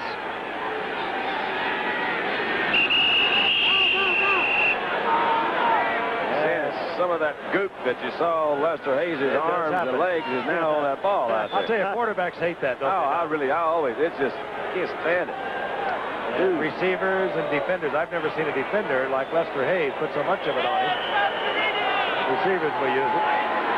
Oddly enough, you get grass and dirt on it, and it becomes slippery. On first down, Morton dumps it to Jensen, and Jensen puts it up in the arms of Rod Martin, intercepts it open. I can't believe that. That is unreal. Bobbles the ball, and Rod Martin very alert. There, and you see the dejection on the part of Craig Morton as Oakland has great field position inside the 30-yard line of Denver. Well, he had an interception earlier. This is his third tonight, but the first one also went through the arms of Riley Odom, but this one was caught, it appears, by Jensen. Takes a couple of steps, pulls it back around and says, wait a minute, you handle that thing. It's too hot for me. Probably will be ruled an interception because Jensen never had control of it, and that will go down in Curley's record. Of course, Craig unhappy with it. Well, that's really critical right there. Inside the 29-yard line, the ball is marked. 4:54 remaining in the third quarter. Oakland leading 6-3. Plunkett gives the ball to King, and King gets to the 25-yard line. Taken there after a pickup of 3 by Tom Jackson. It'll be second down and 7. There's Rod Martin. He was at the right place at the right time. Well, he's an interesting story, like a lot of Oakland stories. Drafted by Oakland in '77. They cut him. San Francisco also cut him that year. Then Oakland re-signed him that year. And now he's a fine starting outside linebacker. That was, we understand, ruled a fumble. So that one will not go down in Craig's book. Second down, 7. Plunkett. Branch. And Branch taken there by Rob Nairn. And Aaron Kyle also in on the play defensively for Denver. And the game is down to about the 21-yard line. Short of the first down. It'll be third down and 2. Big John Medusa. Too small for this game, as Don said. He doesn't look mean either, does he? 6'8", 280. Let me tell you, he's a great reclamation story. He had a lot of personal problems, cleaned them all up, dedicated now. And he said, hi, Dad. I like that. You don't see that too often. Hi, Dad. Third down, a little more than 2 to go for the first down as Denver is stiffening. Denver on the blitz. Plunkett. Conley fires the ball. Complete. Art Whittington is there. And it's going to be very close to a first down. Larry Evans came out defensively. Crowd is already anticipating it will be short of the first down. They are chanting, go for it, and that's exactly what the Oakland Raiders Tom Flores decides to do, sending in Derek Ramsey, the extra tight end. Especially after what's happened to Barr tonight. Missing a 31-yard chippy and then, unbelievably, a point after. 4th and less than 1. 2:45 remaining in the third quarter. The clock is moving. Oakland leading 6-3. Christensen in motion. Right side, and Kenny King will not get the first down. The ball ripped loose, but it had been blown dead. Now a flag goes down. I'd say they pulled Kenny King back pretty good. That flag might be for a late hit of some sort. Crowd is already anticipating it will be short of the first down. They are chanting, "Go for it," and that's exactly what the Oakland Raiders' Tom Flores decides to do, sending in Derek Ramsey, the extra tight end. Especially after what's happened to Barr tonight. Missing a 31-yard chippy and then, unbelievably, a point after. 4th and less than 1. 2:45 remaining in the third quarter. The clock is moving. Oakland leading 6-3. Christensen in motion. Right side, and Kenny King will not get the first down. The ball ripped loose, but it had been blown dead. Now a flag goes down. I'd say they pulled Kenny King back pretty good. That flag might be for a late hit of some sort. And it's being indicated by one of the Raiders. The penalty is going to go against the Denver Broncos. And the Raider remains on the turf. That's Kenny King that's still down there, Frank.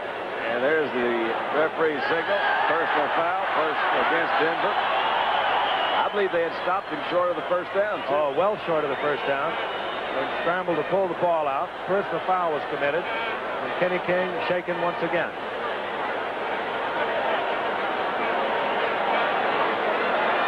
Our referee tonight, Red Cashin, his crew. These are tough games as we get down to the wire. After tonight, only 3 games remaining throughout the entire NFL, and battles are wide open in all divisions. And of course, we're going to see one very critical one with Thursday night when we see the Steelers move into Houston to play the Oilers.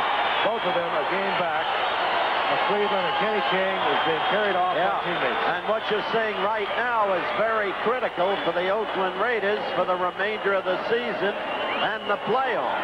If he is hurt, they can't do it without that man. We'll get a report as quickly as we can. Personal foul moves the ball inside the 10-yard line of the Denver Broncos. It'll be first down, goal to go. I think this is the most organized crowd I have ever seen. We couldn't tell at the beginning how many were effectuating the 5-minute boycott. But now we can tell you from the placards, many, many were. Whittington piled up. Get at the line of scrimmage. It was Rob Darren that kind of came under, submarined under the blockers there, knocked some of the linemen's feet out from under him, and therefore he didn't have a place to go, Arthur Whittington. They're checking the left knee of Kenny King. I might say this about Nairn, Don, in the absence of the very great Bob Swenson, underpublicized though he is, Rob Nairn has shown himself to be very competent against the run. 2nd and goal, and there was a loss of about a half a yard on that last play. Plunkett will put it up. Can't find the receiver. And now Plunkett will run and gets to about the 8-yard line. They'll probably mark it at the 9 as Rob Nairn, back defensively, moved up and was there to corral Plunkett. You talk about hearing footsteps. Plunkett did then, I'll tell you. Well, it appeared to me that in the beginning of the play, they were trying to work the left side of their offensive line. They had a man-for-man coverage, but on the snap of the ball, the linebackers drifted over that way. I think Plunkett, I don't know what that is. You name it, Howard, you can have it. I'll tell you something. Denver really, they get tough down there inside their 20-yard line. The Raiders have moved up and down the field, but they have had trouble getting in. Glenn Madden always raved about Denver's short yardage defense. 3rd and goal. Plunkett to the air. Well, he's got some time this time. Fires in and out of the end zone, incomplete. Going down there, intended for Bob Chandler, and out comes a young man who really must be feeling the heat. Chris Barr missed that chip shot field goal, missed the conversion, and here he is. Chris Barr, of course, with Cincinnati a year ago. Brother Matt Barr with the Pittsburgh Steelers. And like his brother, out of Penn State.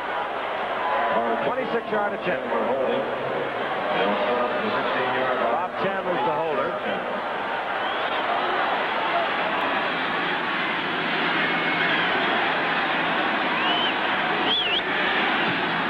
He gets it down. Oh, no. Oh, boy. Oh, that could destroy someone. A 31-yard effort he missed, a 26-yard effort he missed, and a conversion. He is perfect on the night. Unwittingly, he has kept Denver in this football game. Reuben Jones kind of lost his head there for a while with excitement. Matt Barr in total disbelief. We'll be back.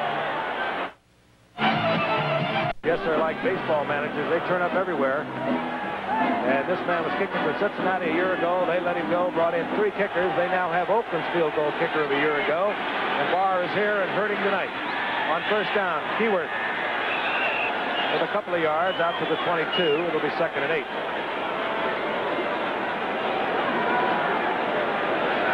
Denver Broncos still in this football game. Miraculously. They ought to award a special medal to Red Miller. Well, it's somebody, or maybe Chris Barr. Somebody, I don't know what it is. They have not been able to. They've gotten a lot of the breaks. Some strange things have happened. Denver just keeps plugging along out there. See the clock wind down in the 3rd quarter. Rob Lytle in, number 41, setback for Denver. Play action by Morton, trying to slow the pass rush. And in and out of the hands of Rick Upchurch, incomplete. Wayne Osteen covering, but again, you saw the pressure, and I don't know, Morton hearing a lot of footsteps around him. He has very little time to get that ball off. I think you get into a rhythm of throwing the ball quickly. You see Kenny King on the sideline. Again, we haven't received any definite word on Well, we know it's his left ankle. Yeah, but yeah, okay. Left ankle. We don't know what's wrong with it, but we know it's the left ankle. It's certainly better than the left knee. 3rd down, 8. Preston now split out to the left. Number 46. Watson split to the right.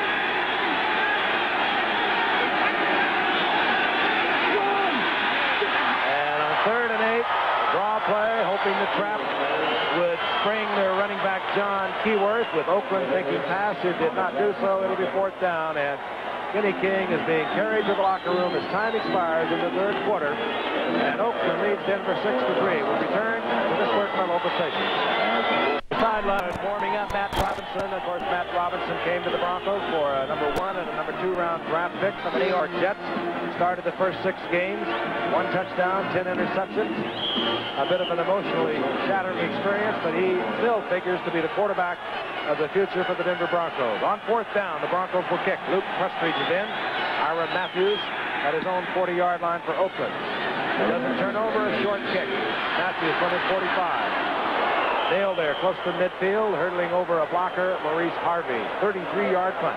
Once again, superb field position for the Oakland Raiders. I'd like to remind you, tonight on ABC News Nightline, Peter Jennings from London examines the ongoing crisis in Northern Ireland. Immediately following your late local news over most of these ABC stations. ABC News Nightline. Ball marked at the 49-yard line in Oakland, as Howard mentioned. Has had great field position all night. Their difficulty is getting it in. They've had a 1st and goal from the 6. They've had 2 first and goals from the 11. And yet they have 6 points on the scoreboard. 1 touchdown and a missed conversion.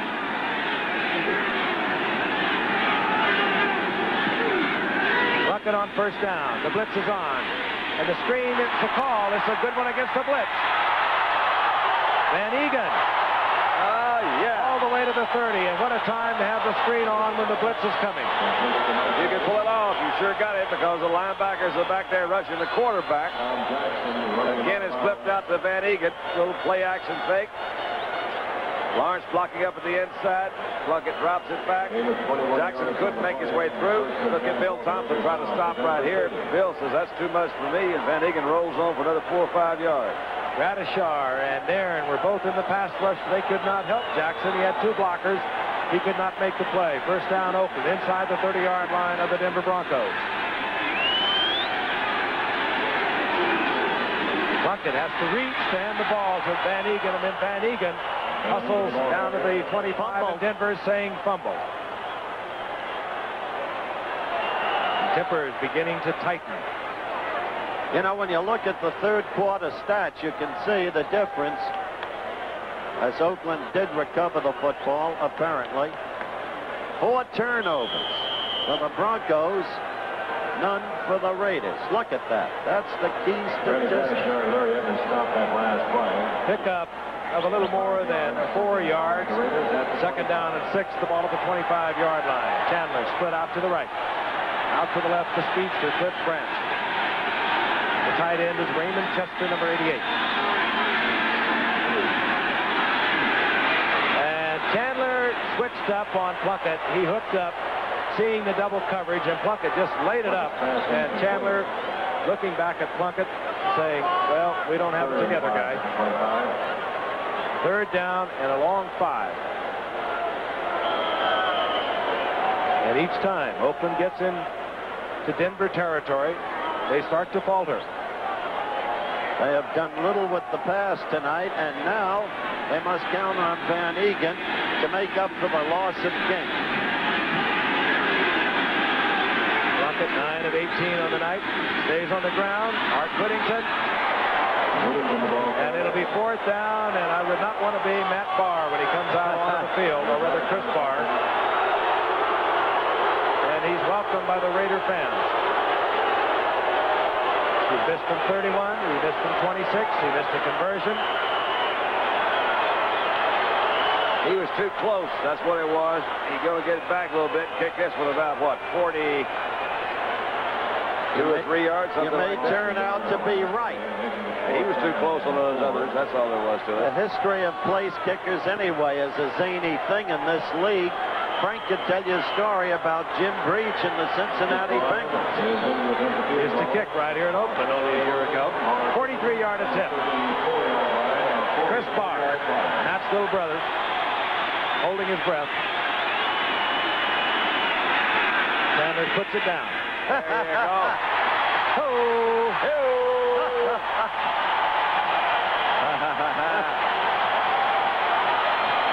So Oakland has a 9-3 lead. 13:06 remaining in the game, a vital game for both ball clubs. Stay with us. We'll be right back. It is the speed. Now, Kenny King has gone into the locker room with a damaged ankle. His knee was being checked, and Art Whittington is up, moving around, appears to be all right. A little more than 13 minutes remaining in the game. Oakland 9, Denver 3. Chris Barr to kick off. Larry Brunson from his 4-yard line. And Brunson almost pops it, getting out close to the 33, and a flag is down. Larry Brunson took that kick at the 4-yard line. Larry Brunson, I mentioned earlier, was returning kickoffs for the Oakland Raiders a year ago. Penalty marker on the play. You would think that Denver, yeah, they look almost snake bit every time they get something going. Has a good run back. Now they're going to put them back another 10 yards. They've had some tough luck on some interceptions, some fumbles. They get back about 28 yards, which will be nullified by the penalty. And this will be a get-together down there. Either one of those teams could just blow themselves right out of that tough AFC Central Division race. Cleveland, Brian Sipe and the troops hanging in there, proving they are definitely for real. They're in first place.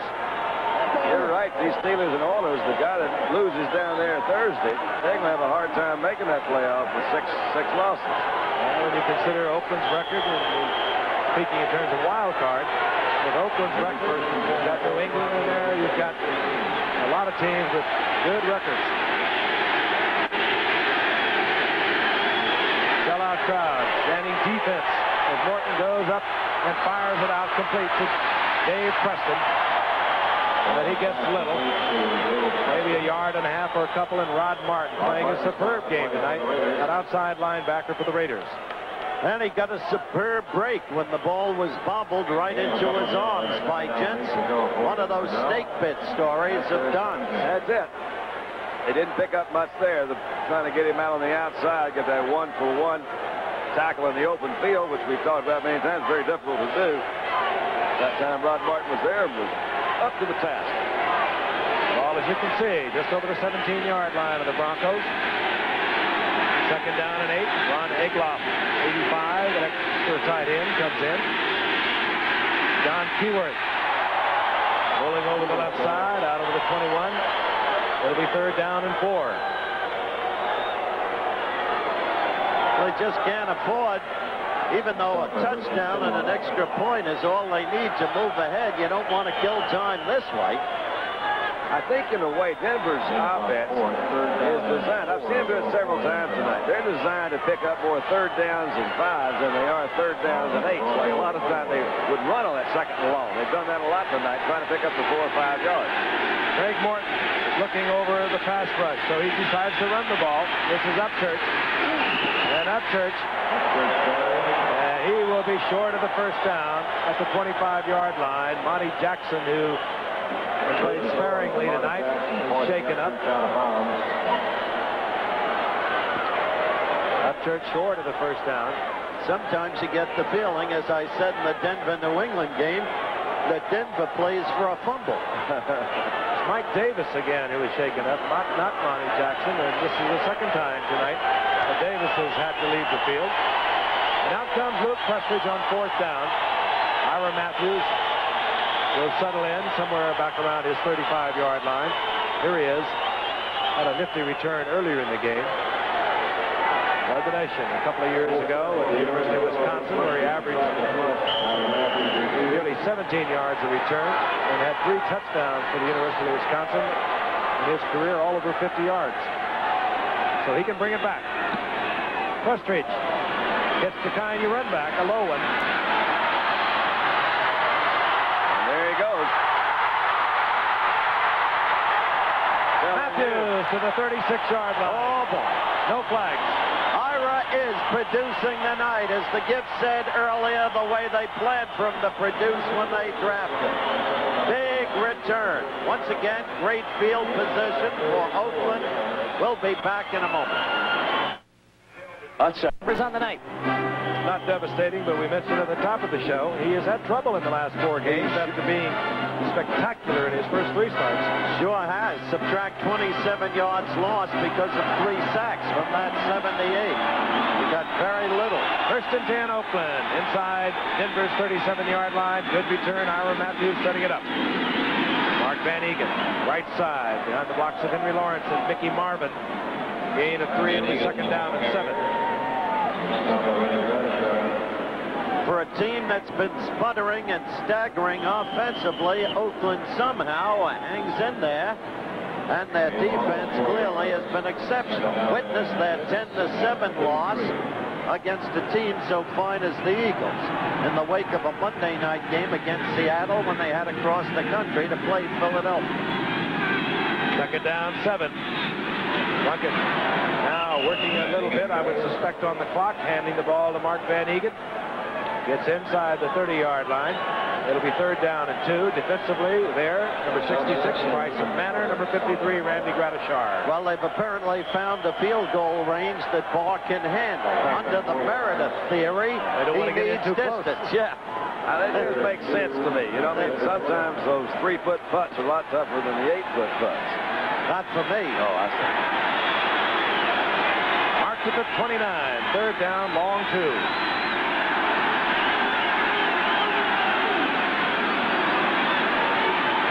Got him. Chandler, who was in a foot race with Lewis Bright, and one that's hard to win.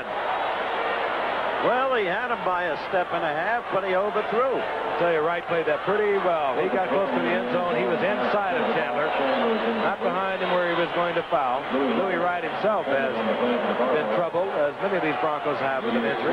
He missed last week with my injury. We've got fourth down, and Chris Barr, who has been interesting tonight, to say the least.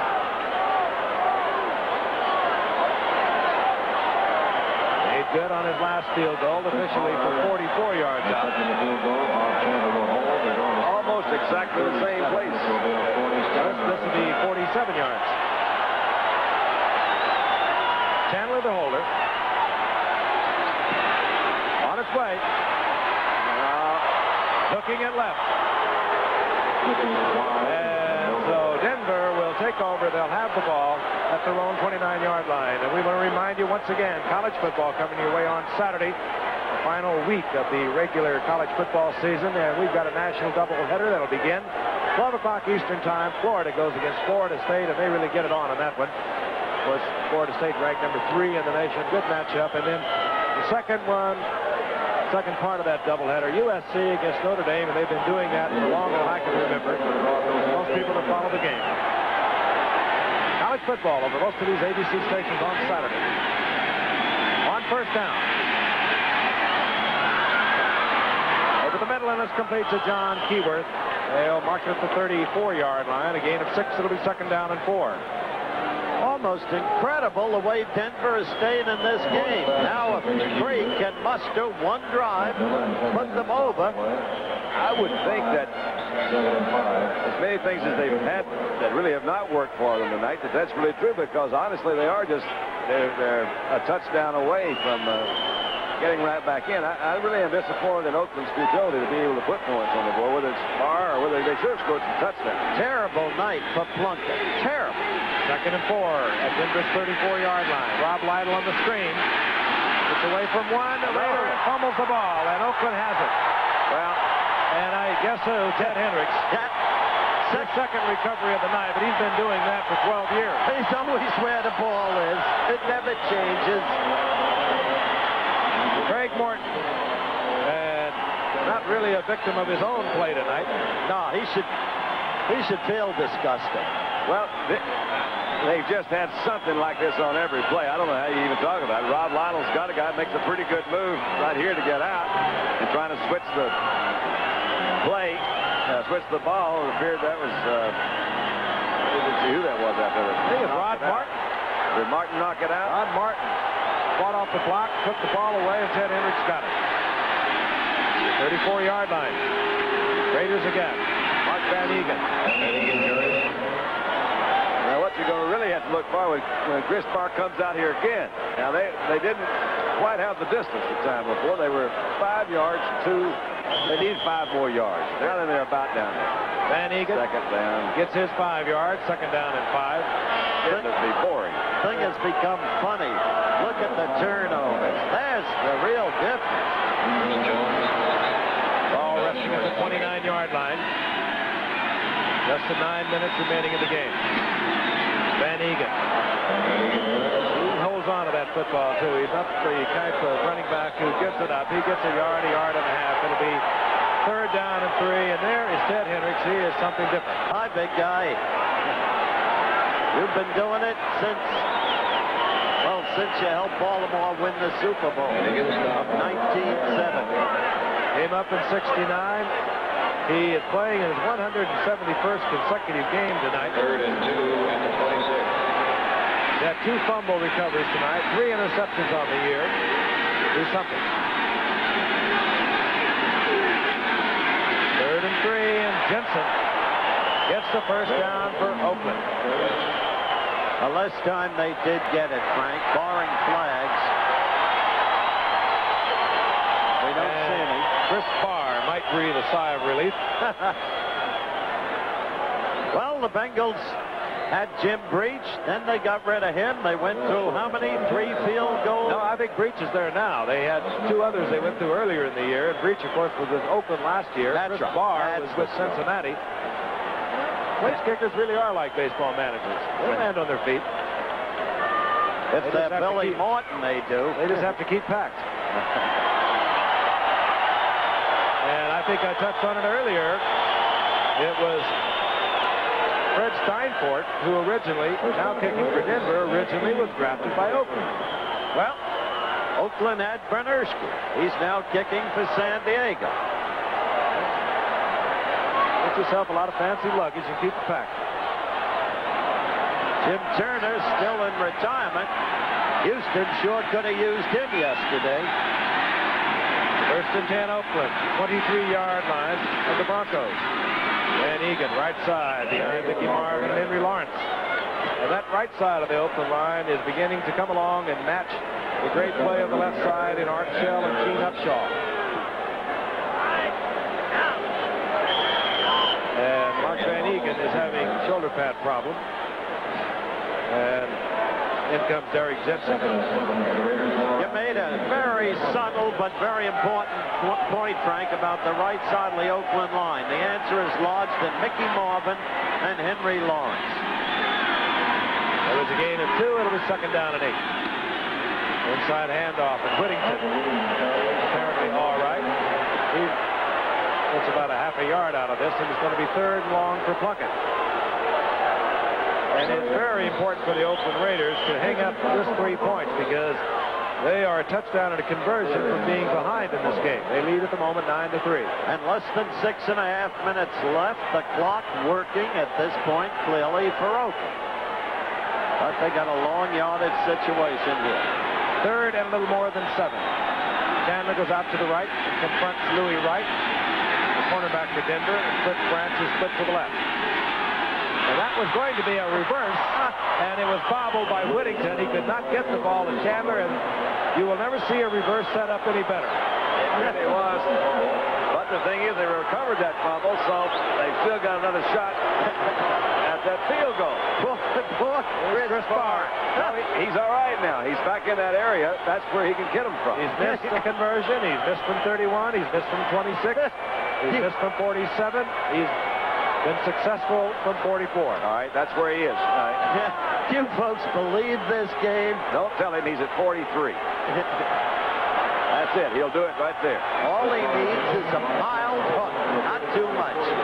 Here it comes. Will put it out of reach for Denver on a touchdown and conversion. Whoops. Nope, I was wrong. I'm sorry. Bless his heart. That's awful. That is awful. Wow. Chris Barr. And that hurts. We'll be back in a moment. I hope. If we told you our car Is storming. I'm beginning to wonder after this display tonight if the fans still want to save their Raiders. Tough night for young Chris Barr. He's missed 4 field goals, all well within range. Denver has the ball once again. First and 10, their own 25, and still a touchdown and a conversion away from the lead. Flags fly.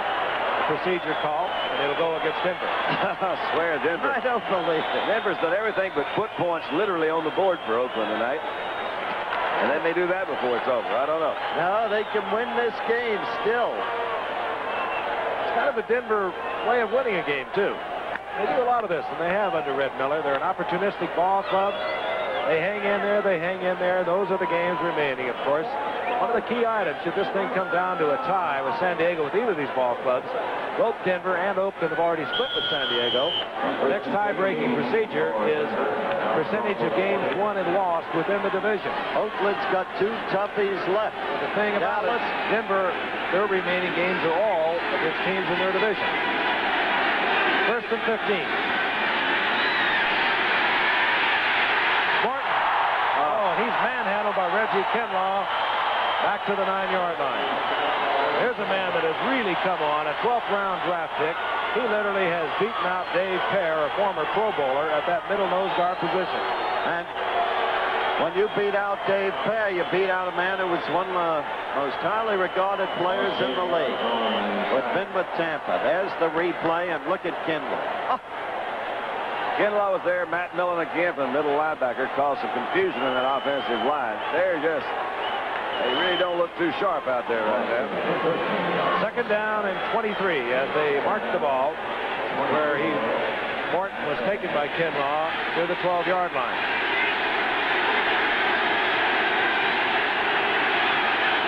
Flags are down. A Raider appeared to be offside. Morton has a free play to John Keyworth, complete. Keyworth taken at the 19-yard line. Again, and it did appear that an Oakland Raider was offside. Rod Martin again defensively for Oakland, and Martin is playing himself a game tonight. Here's a call. Referee Red Caution. They've been busy tonight. Indicated. And I'm sure will be marched off to 5 yards to keep the down, the second down.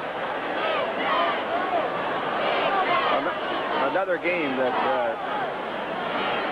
this message is very applicable to, and I must say it quickly, as this telecast really and truly is presented by the authority of the National Football League, and it's intended for the private use of our audience.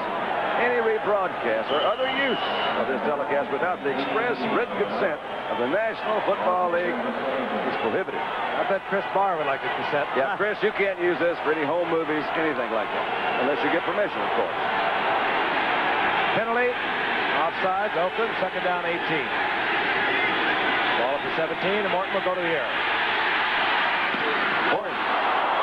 And Rick Upchurch holds on. Nice out catch, close Rick. to the original line of scrimmage. It'll be third down and 10. Dwayne Osteen defensively there for the Raiders. This is just a good catch. He was pretty good coverage back there. The ball's thrown right in. Upchurch has a way of holding on to it. Almost got there. I'll tell you, that's some guts. He knew he was going to get pounded. He really did. That was Dwayne Osteen, number 35, coming in. Almost a face mask. Meantime, we're down to 4 minutes left to play. How about the old reverse that we saw? A little screen out to Upchurch. Remember earlier? It's not time for that. Anything but the flea flicker. Let's put the flea back into the flicker. Third and 10. The ball resting just short of the 25-yard line. Craig would like to have a chance to talk it over with Brett Miller. Did not like defensively what he was observing. So he uses a timeout and moves over to the bench. And not, again, necessarily in a big hurry. Great schedule coming up. We have Miami, New England a week from tonight. Houston and Pittsburgh on Thursday Hope night. it gets warmer. Getting a little chilly. Dallas and Los Angeles, and of course we close out with Pittsburgh and San Diego. Third down and 10 for the Broncos. Ball right up to the 25-yard line. 3:48 remaining in the game, and Craig Morton will be in the shotgun. They don't work on that a lot. Shotgun went off prematurely. You can only do so much in a week's practice. Procedure call, Denver. I know. It's just been one of those things you say, my golly. Go back to the basics. They'll mark this off. It'll be third down and 15. May have to go over and get another play for 15. We had our third down and 10 play. Poor Red is wondering, how did this ever happen to him? This isn't the way he trained them. All those weeks of practice during summer training, all the preseason games. Here 4 years ago, the man didn't have a wrinkle in his face. Third and 15. Here comes the open pass rush. Morton tries to get it over the middle. A flag is down. Yeah. Trying to go to Steve Watson. He was covered by Lester Hayes and well. Holding will work against Denver. But it's fourth down. We doubt if we will see the penalty accepted. My gosh, they have not played well. You are a master of understatement. Number 62 on the offense. Penalty is declined. It's fourth down. And Luke Prestridge comes on to punt. Ira Matthews, who's been hot tonight, moves back close to this 40-yard line. Oakland, if everything goes well, should have once again good field position.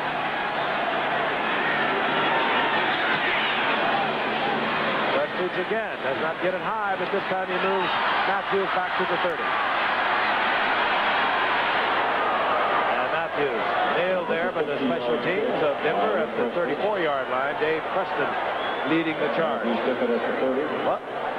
3:30 remaining in the game. And again, we keep talking about the importance of this game because when you get down to the twilight of the regular NFL season, you get these situations. Denver a 7-5 record. And we'll take a look at the standings. Denver, if they drop this one tonight, and they're in danger of doing just that, they can pretty much well write it off. Remember, you're looking at the Oakland team that beat Pittsburgh 49-35 in a Monday night game. And beat San Diego right here also. And they're struggling tonight. They're not playing good football. But in line with their more recent play, you saw them 2 weeks ago at Seattle when they struggled to victory. Van Egan, ball carrier, gets a yard and a half. It'll be 2nd down and 9. I want to correct that earlier stated score. It was 45-34. Van Egan, interesting ball player. He's always there. Carried the ball over 1,400 times. His longest run from scrimmage, 34 yards. That's a lot of bumps and bruises. Here he is again, Van Egan. Mile left, out close to the 40-yard line. Gain of about 4. It'll be 3rd down and 3. Well, the task is to get Chris Barr into field goal range. Meanwhile, seconds are ticking off for the Denver Broncos. 2:30 and the clock is moving. Now, I think they're going with another strategy. They're going to try to keep the ball away from Chris Barr. They're going to run off tackle and see if they can't eat up 2 minutes and 20 seconds somewhere between the 40-yard line and the goal line. Well, that'd be a good move right Denver there. has used one of their timeouts. 3rd down 4. Whittington. And Whittington a little shy of the 1st down. So it'll be 4th down decision time for the Oakland Raiders. And Denver uses another timeout. They want to stop the clock. They tried to stop it before the 2-minute warning. But the scoreboard clock indicates that we have reached the 2-minute warning. It would really be awful if they used that second timeout of theirs at the 2-minute warning. That figures that could happen too. And if you want to see the most organized crowd in history, let's look at this. You ought to see these fans holding up their placards. Save our Raiders. Save our Raiders. Discussion on the field while the placards are up as to whether or not Denver was able to stop the clock before the 2-minute warning with the timeout.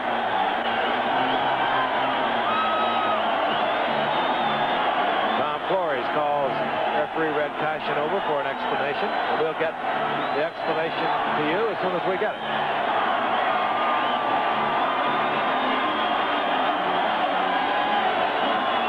Hear the crowd screaming, save our Raiders.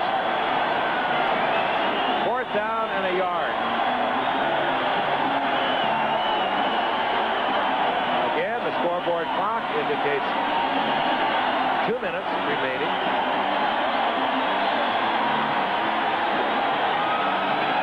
All those placards are showing, and while this demonstration is taking place, Apparently the clock is not official. Timeout had been called by Denver at 2:02.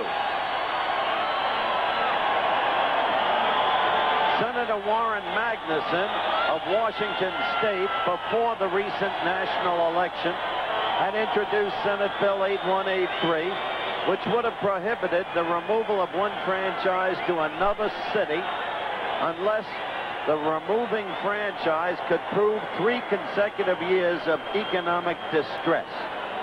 That bill died with the adjournment of the Congress and with the election because Senator Warren Magnuson was defeated in the Reagan sweep. Let's see if somebody revives that bill. 2:02 remaining. Denver has called timeout. That means the Broncos have 1 timeout remaining. Ray Guy is on with a 4th down and 1. Oakland apparently to punt.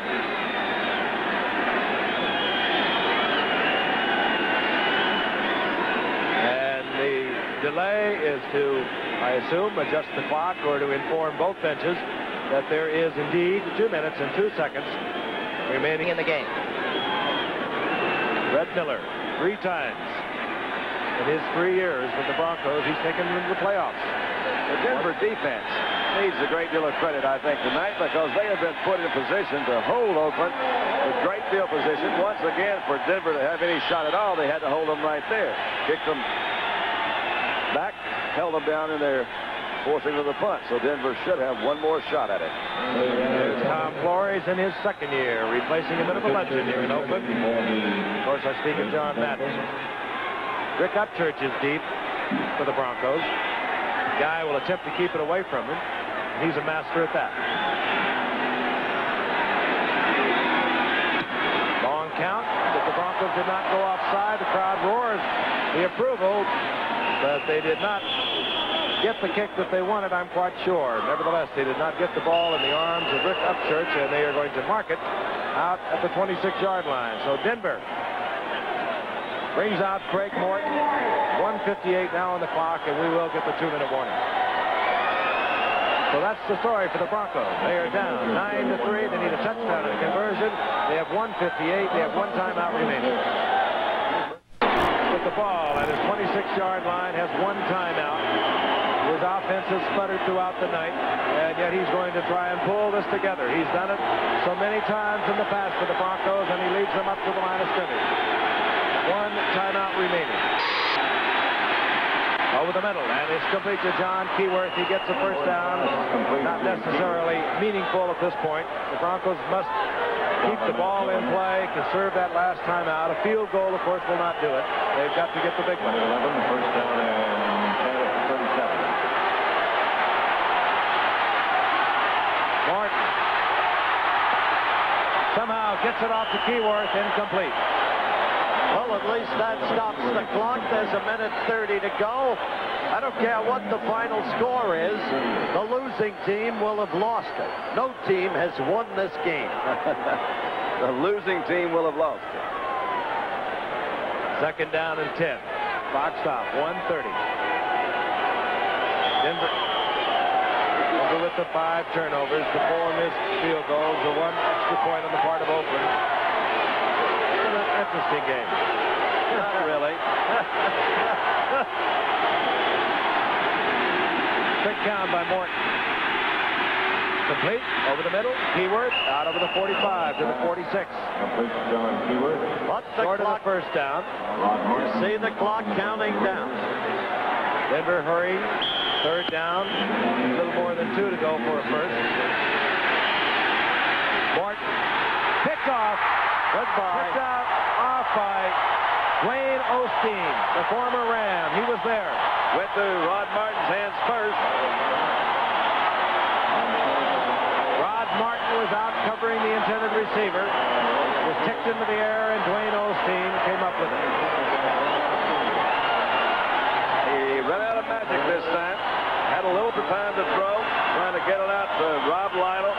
See, it was deflected. It was not Martin, as a matter of fact. Otis McKinney. Otis McKinney, and then Osteen was there in the back. So now Denver can only stop the clock one time with their one remaining timeout. Denver, the rest of their season. Next Sunday at Kansas City, that won't be easy for them. Then they have Oakland once again at home. Then they close at Seattle. And of course, as we mentioned for the Oakland Raiders, Dallas will be here next Sunday. Dallas, of course, now just one game behind the Eagles. Oakland will finish at Denver, and then they'll have the Giants.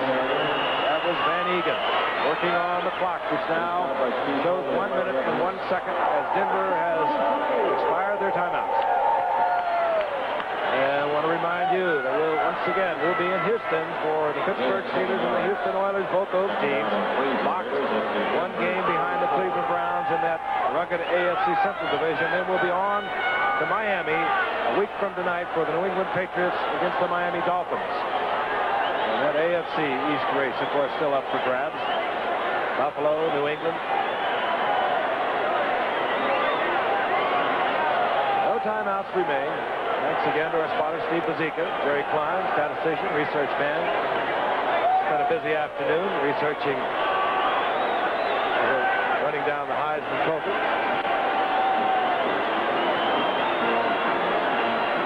Jim Plunkett, not an artistic success, but it goes as the 7th win for Oakland in 8 games.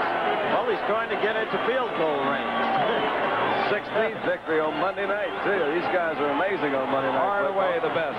They were amazing tonight, I'll tell you. That's another way to win one. Holding this score to 9-3. There's Al Davis again. consecutive years in winning records. That is the best in the history of the NFL. Going back to the Bears of the late 30s and early 40s. There's Dwayne Osteen, starter for the Rams last year. And Plunkett falls on the football. They'll have to do it one more time. This game will be history. And the Oakland Raiders will move back into a tie in the AFC Western Division of San Diego, both with their 9-4 records. And Denver will go to 7-6. I just say this, Gipper. They're going to have to play better than this to beat the Dallas Cowboys, that's for sure. And they're going to have to play better than they played tonight to beat that man and his team, Denver, in Mile High Stadium, because it's a different ball game there.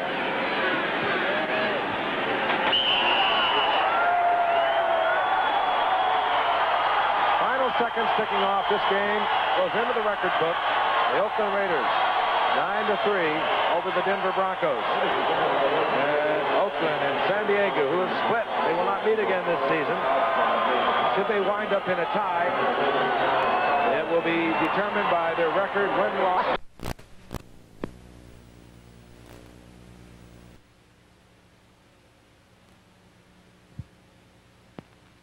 Here it goes.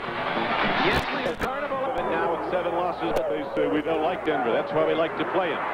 Here come the Broncos with the kickoff return. Larry Brunson comes out across the 10-yard line, gets it to about the 12. Now let's go to New York to NFL 80, where Brian Gemble's going to update us on the Jets. The New Orleans Saints on the first play from scrimmage.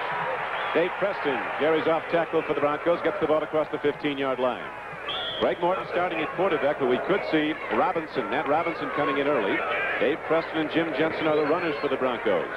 Rick Upchurch, their deep speed at one flank. Haven Movers, the veteran, at the other. And Riley Odoms, who's playing way overweight and not right now in the great pleasure of his coaching staff, is the line to the left side. Odoms has played himself right out of shape. He's trained up to about 255. He was one of the best tight ends in the league. Now they go straight ahead, and running with the ball is Jim Jensen.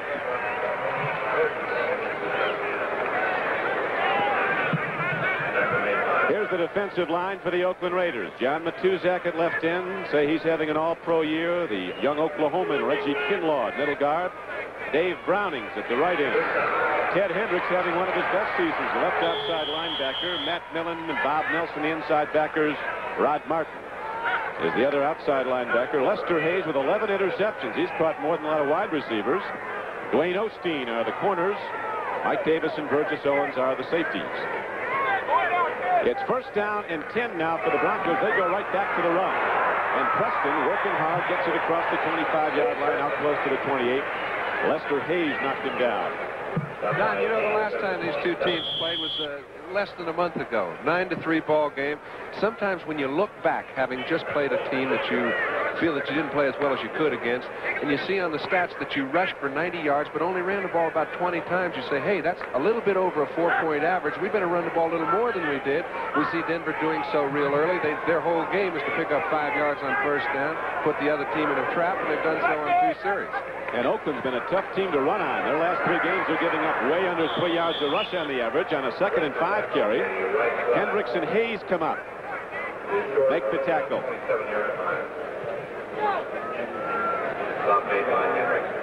So the knockdown will be at about the 27-yard line, and that'll bring up 3rd down now for Denver. 3rd down at about 3. Oakland is, according to Red Miller, the coach of the Broncos, stops the run early, then brings in the pass rushers and the good defensive backs, stops the pass. They've been awful tough to score on, the Raiders. 3rd down and about 4 now. Morton takes a deep drop, throws over the middle. Look at that stick. The hit is made. It's going to be close to a first down as Lester Hayes and Mike Davis converge on Dave Preston. And now let's switch back to New York to NFL 80 and Brian Gumble. Brian? You kidding me? I thought that game was already put in the Frigidaire. That is something. The Vikings rally back again and take the NFC Central. It's 1st and 10. The Broncos on the pass play did get the first down. Now they go to the run straight up the middle and take the ball to the 35-yard line. Dave Preston is stuck by Matt Millen. Big middle backer, one of 2 in there. Millen, a rookie from Penn State. Oakland has always had ex-defensive linemen playing the middle backer. Dan Connor was a former down lineman. So was Monty Johnson at Nebraska, and so was Matt Millen. He was an All-American last year at Penn State. He's kind of playing a down lineman as a linebacker, Donnie. You'll see that he plays the rush very hard on passes he hasn't developed, as he will in the next couple of years. Awful big, playing at almost 260. Dave Preston gets the ball again and takes the ball out across the 35-yard line and close to the 40. On a 2nd down and 7 carry, he's going to bring up 3rd down now for the Broncos in about 3. Nelson was on the stop. Preston's been given the ball 5 times already early in the game, and he's gained 17 yards. Red Miller coaching his first Bronco team that will not be in the playoffs. Red's had 2 divisional champions in the previous 3 years, and of course the one team that went to the Super Bowl. It's 3rd down and a long 2 now for the Broncos, just short of their 40. Morton stands in, throws out of the backfield, makes the connection. Rob Lytle comes it up down the corner and gets inside the Oakland 40. Rod Martin finally gets him, John. And what he did is he fooled Rod Martin, because Martin was looking at the near back. Now Lytle was the back away from his side. The backs crisscrossed at the snap of the ball. He got Rod Martin to get out of play. Now watch, see the backs crossing each other? Martin thinks his back's gone. Following right in his path is Lytle. It's called a little trail pass. Once in a while you fool a linebacker. Obviously they saw something in the pictures that would indicate Martin to do so. So a 22-yard connection. Craig Morton to Rob Lytle, the former Michigan runner. And the Raiders now starting to mount a challenge on their first possession. They took the opening kickoff. Now they've taken it down to the 38-yard line of Oakland. Right back to the run. Nothing there. Oakland shuts it down. Dave Preston got the call, and Matuzak, 6'8", 280 pounds, hit him. Donnie, the impressive thing in the first drive is, number one, the Oakland Raider defense has not bent. You know, it hasn't broken, but it hasn't even bent. It's been playing very well early, the last 8 or 9 ball games. It's been the total dominant force for the Raiders and has really put them in a playoff picture. Their offense has sputtered. If any indication of what's going to happen throughout the afternoon is what's been done by Denver early, the best part of their group is a little suspect. Well, we'll see as they go right back to the run now in a 2nd down and 8 play. Dave Preston gets the call and takes it down close to the 36. You're talking about how well they're playing, John. In the last 3 games, the Oakland defense has not allowed 1 3rd down completion against 3 pretty good opponents. Well, today they've allowed 2. Yeah. Denver came out throwing. Denver has not had much offense this year. Last week they had a bad 2nd quarter. Turnovers have really hurt the Broncos. They've had 11 in the last 2 games. They were a playoff contender until a couple of weeks ago. They were 7-5. Then lost consecutively to Oakland on a Monday night. And last week at Kansas City, 31-14. On 3rd down and 8, Morton stands in, loops it out there, and David Moses can't quite get to the ball. I tell you, you know, lots of times what you don't see on your television screen has created a turnover. Morton's got Haven Moses all the way across the field. He's going to hit him easily. But Cedric Hardman, one of the finest pass rushers that's played this game ever. He and Ted Hendricks been putting a lot of games together. You can see Cedric goes to the outside, just enough pressure. Actually, number 73 hit his own man, forced Morton to go high. They've got to turn it over.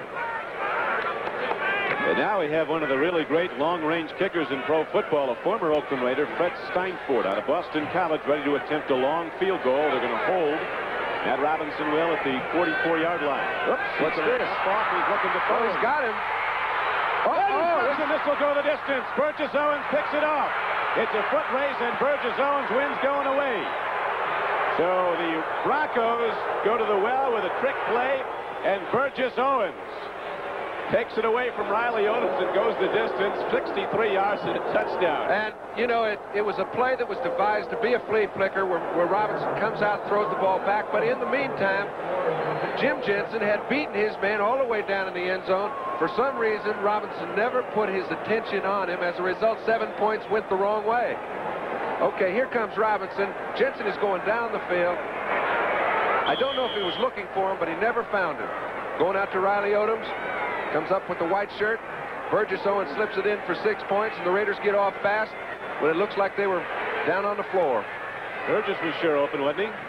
Burgess Owens takes to the distance. Officially, it's a 58-yard return, and the Raiders are on the board. The extra point by Chris Barr is drilled up and good, and so the Raiders strike quickly with their offense not get on the field. A trick play by the Broncos off a fake field goal, and Burgess Owens intercepts in the flat, takes it 58 yards for a touchdown. And look at Matt Robinson, couldn't be feeling any worse. He hasn't played much in the last 5 or 6 games. Only one series of plays. Now he comes in, he gets a chance to kind of get off the schneid himself because he'd like to make something good happen. He knows he had great expectations when he came out here. Hasn't really been used. And it's got to be heartbreaking. On the other side of the coin, this man's all smiles. He really is, and that was the 32nd team interception by the Raiders this season. They're number 1 in the NFL. Washington second with 28 and Dallas third with 27. Burgess Owens, his 3rd interception of the year, and it was a big one. Now, San Diego Chargers are watching with great interest, hoping Denver can come up with a win here today. And, Don, we have not mentioned a 26-point differential could be a factor if this game gets out of control. We'll get to it a little later. Now the kickoff in the mile-high atmosphere of Denver, Colorado by Bard. Drives Brunson deep in the end zone. He doesn't bring it out. Comes out to the 20 on a touchback. 1st and 10. You have to admire Bud Grant and his Vikings. They were seemingly out of it early in the season, and then when the Cleveland Browns appeared to have them put away today, they rally back. Tommy Kramer, 3 touchdown throws in the 4th quarter. I mean, how many times has Tommy Kramer done it to people? I saw him do it to San Francisco 3 or 4 times. Every time they're ready to make a replacement for him, he comes off with a great ball game. It's only a guy that has great confidence in his own ability that can do a thing like that, and my hat's off to him. Here's a throw, and the strike is made. A perfect connection. We'd like to welcome all of you now who've been watching the Vikings and the Cleveland Browns. This is Don Criqui with John Brody at Mile High Stadium in Denver, where the Oakland Raiders, with their offense not yet on the field, lead the game 7-0. The Broncos try to fake field goal. The pass by Matt Robinson was intercepted and subsequently returned 58 yards for a Raider touchdown by Burgess Owens. It's 7-0 game. Now the Broncos with their 2nd possession. They have the ball just short of their 40. It's a great day in Denver. Temperature in the 70s. Unseasonably warm for December. Clear sunny skies. Mile High sold out for the 80th consecutive home game of the Broncos. Now the Raiders shut down the run as Rob Lytle tries to go wide. And I'll tell you, it's a rare time indeed when they stuff their middle linebacker, Matt Millen, and still get the sort of pursuit that they did outside. You can tell a team that respects a linebacker by how many people hit him. First Odom, then Jensen. They're going to make sure he doesn't get in on the play. He's been their big playmaker against the run over this whole year, and it's rare when a rookie even plays at middle linebacker, and he's played it very well. He's getting some attention. Big Matt Millen, who came to camp at 271. They brought him down to about 255. Starting as a rookie. So now it's going to be 2nd down and about 14. Loss on the play. Handoff goes to Lytle. On a slant play, he comes across the 35-yard line, gets to about the 38. The offensive alignment for the Denver Broncos. Craig Morton, the 16-year veterans at quarterback. Preston and Jensen, runner. Pass catches for the Broncos. Upchurch and Moses, the wide receivers. Riley Odoms at tight end. Interior blockers, Studdard, Vlasic, Bryant, Howard, and Minor. It's 3rd down and 11 now for Denver. We're in the 1st quarter. 7:40 to play in it, and the clock is running, and the Oakland Raiders lead the game 7-0. Morton stands in, lofts one downfield. There's the veteran Haven Moses out of bounds at Drew. Tried to catch him in between the seam, Don. Just took a little too much off the ball. Had to get it over the first man's head. That's the first mistake the Denver offense has made. The Denver defense hasn't been on the field. It's 7-0. It's our first punt of the game now. Ira Matthews back deep for the Raiders. Some big scores in today. They're all big coming down the stretch with a lot of teams vying for the playoffs. Houston beating Green Bay 22-3. Flying drive way downfield. Ira Matthews at his 6. Here's Whittington right up the middle, and he takes the ball to the 35-yard line. The Oakland offensive lineup. Jim Plunkett at quarterback. Arthur Whittington starting backfield and replacing Kenny King. Mark Van Eegen is the fullback. The wide receivers for the Raiders. Cliff Branch will be on one flank. Bob Chandler on another. Raymond Chester's the tight end. And those great big Oakland blockers who do such a great job. Shell, Upshaw, Dalby, Marvin, and Lawrence. Now, Plunkett with time throws in the flat, and it almost went the other way with Broncos picking it off. Here's a throw, though, to Arthur Whittington on a 2nd down and 6 play that gets ahead across the 50 and down to the 47-yard line, an 18-yard gain. Don, how he even picked him up was amazing to me because he was looking straight down the field. He had to know Whittington was standing out on the sideline, and then to be able to tell he had enough room to get the ball to 30, and is run out of bounds at the 31-yard line. So the Raiders send their offense on the field for the first time as they're in the lead. 7-0. The punt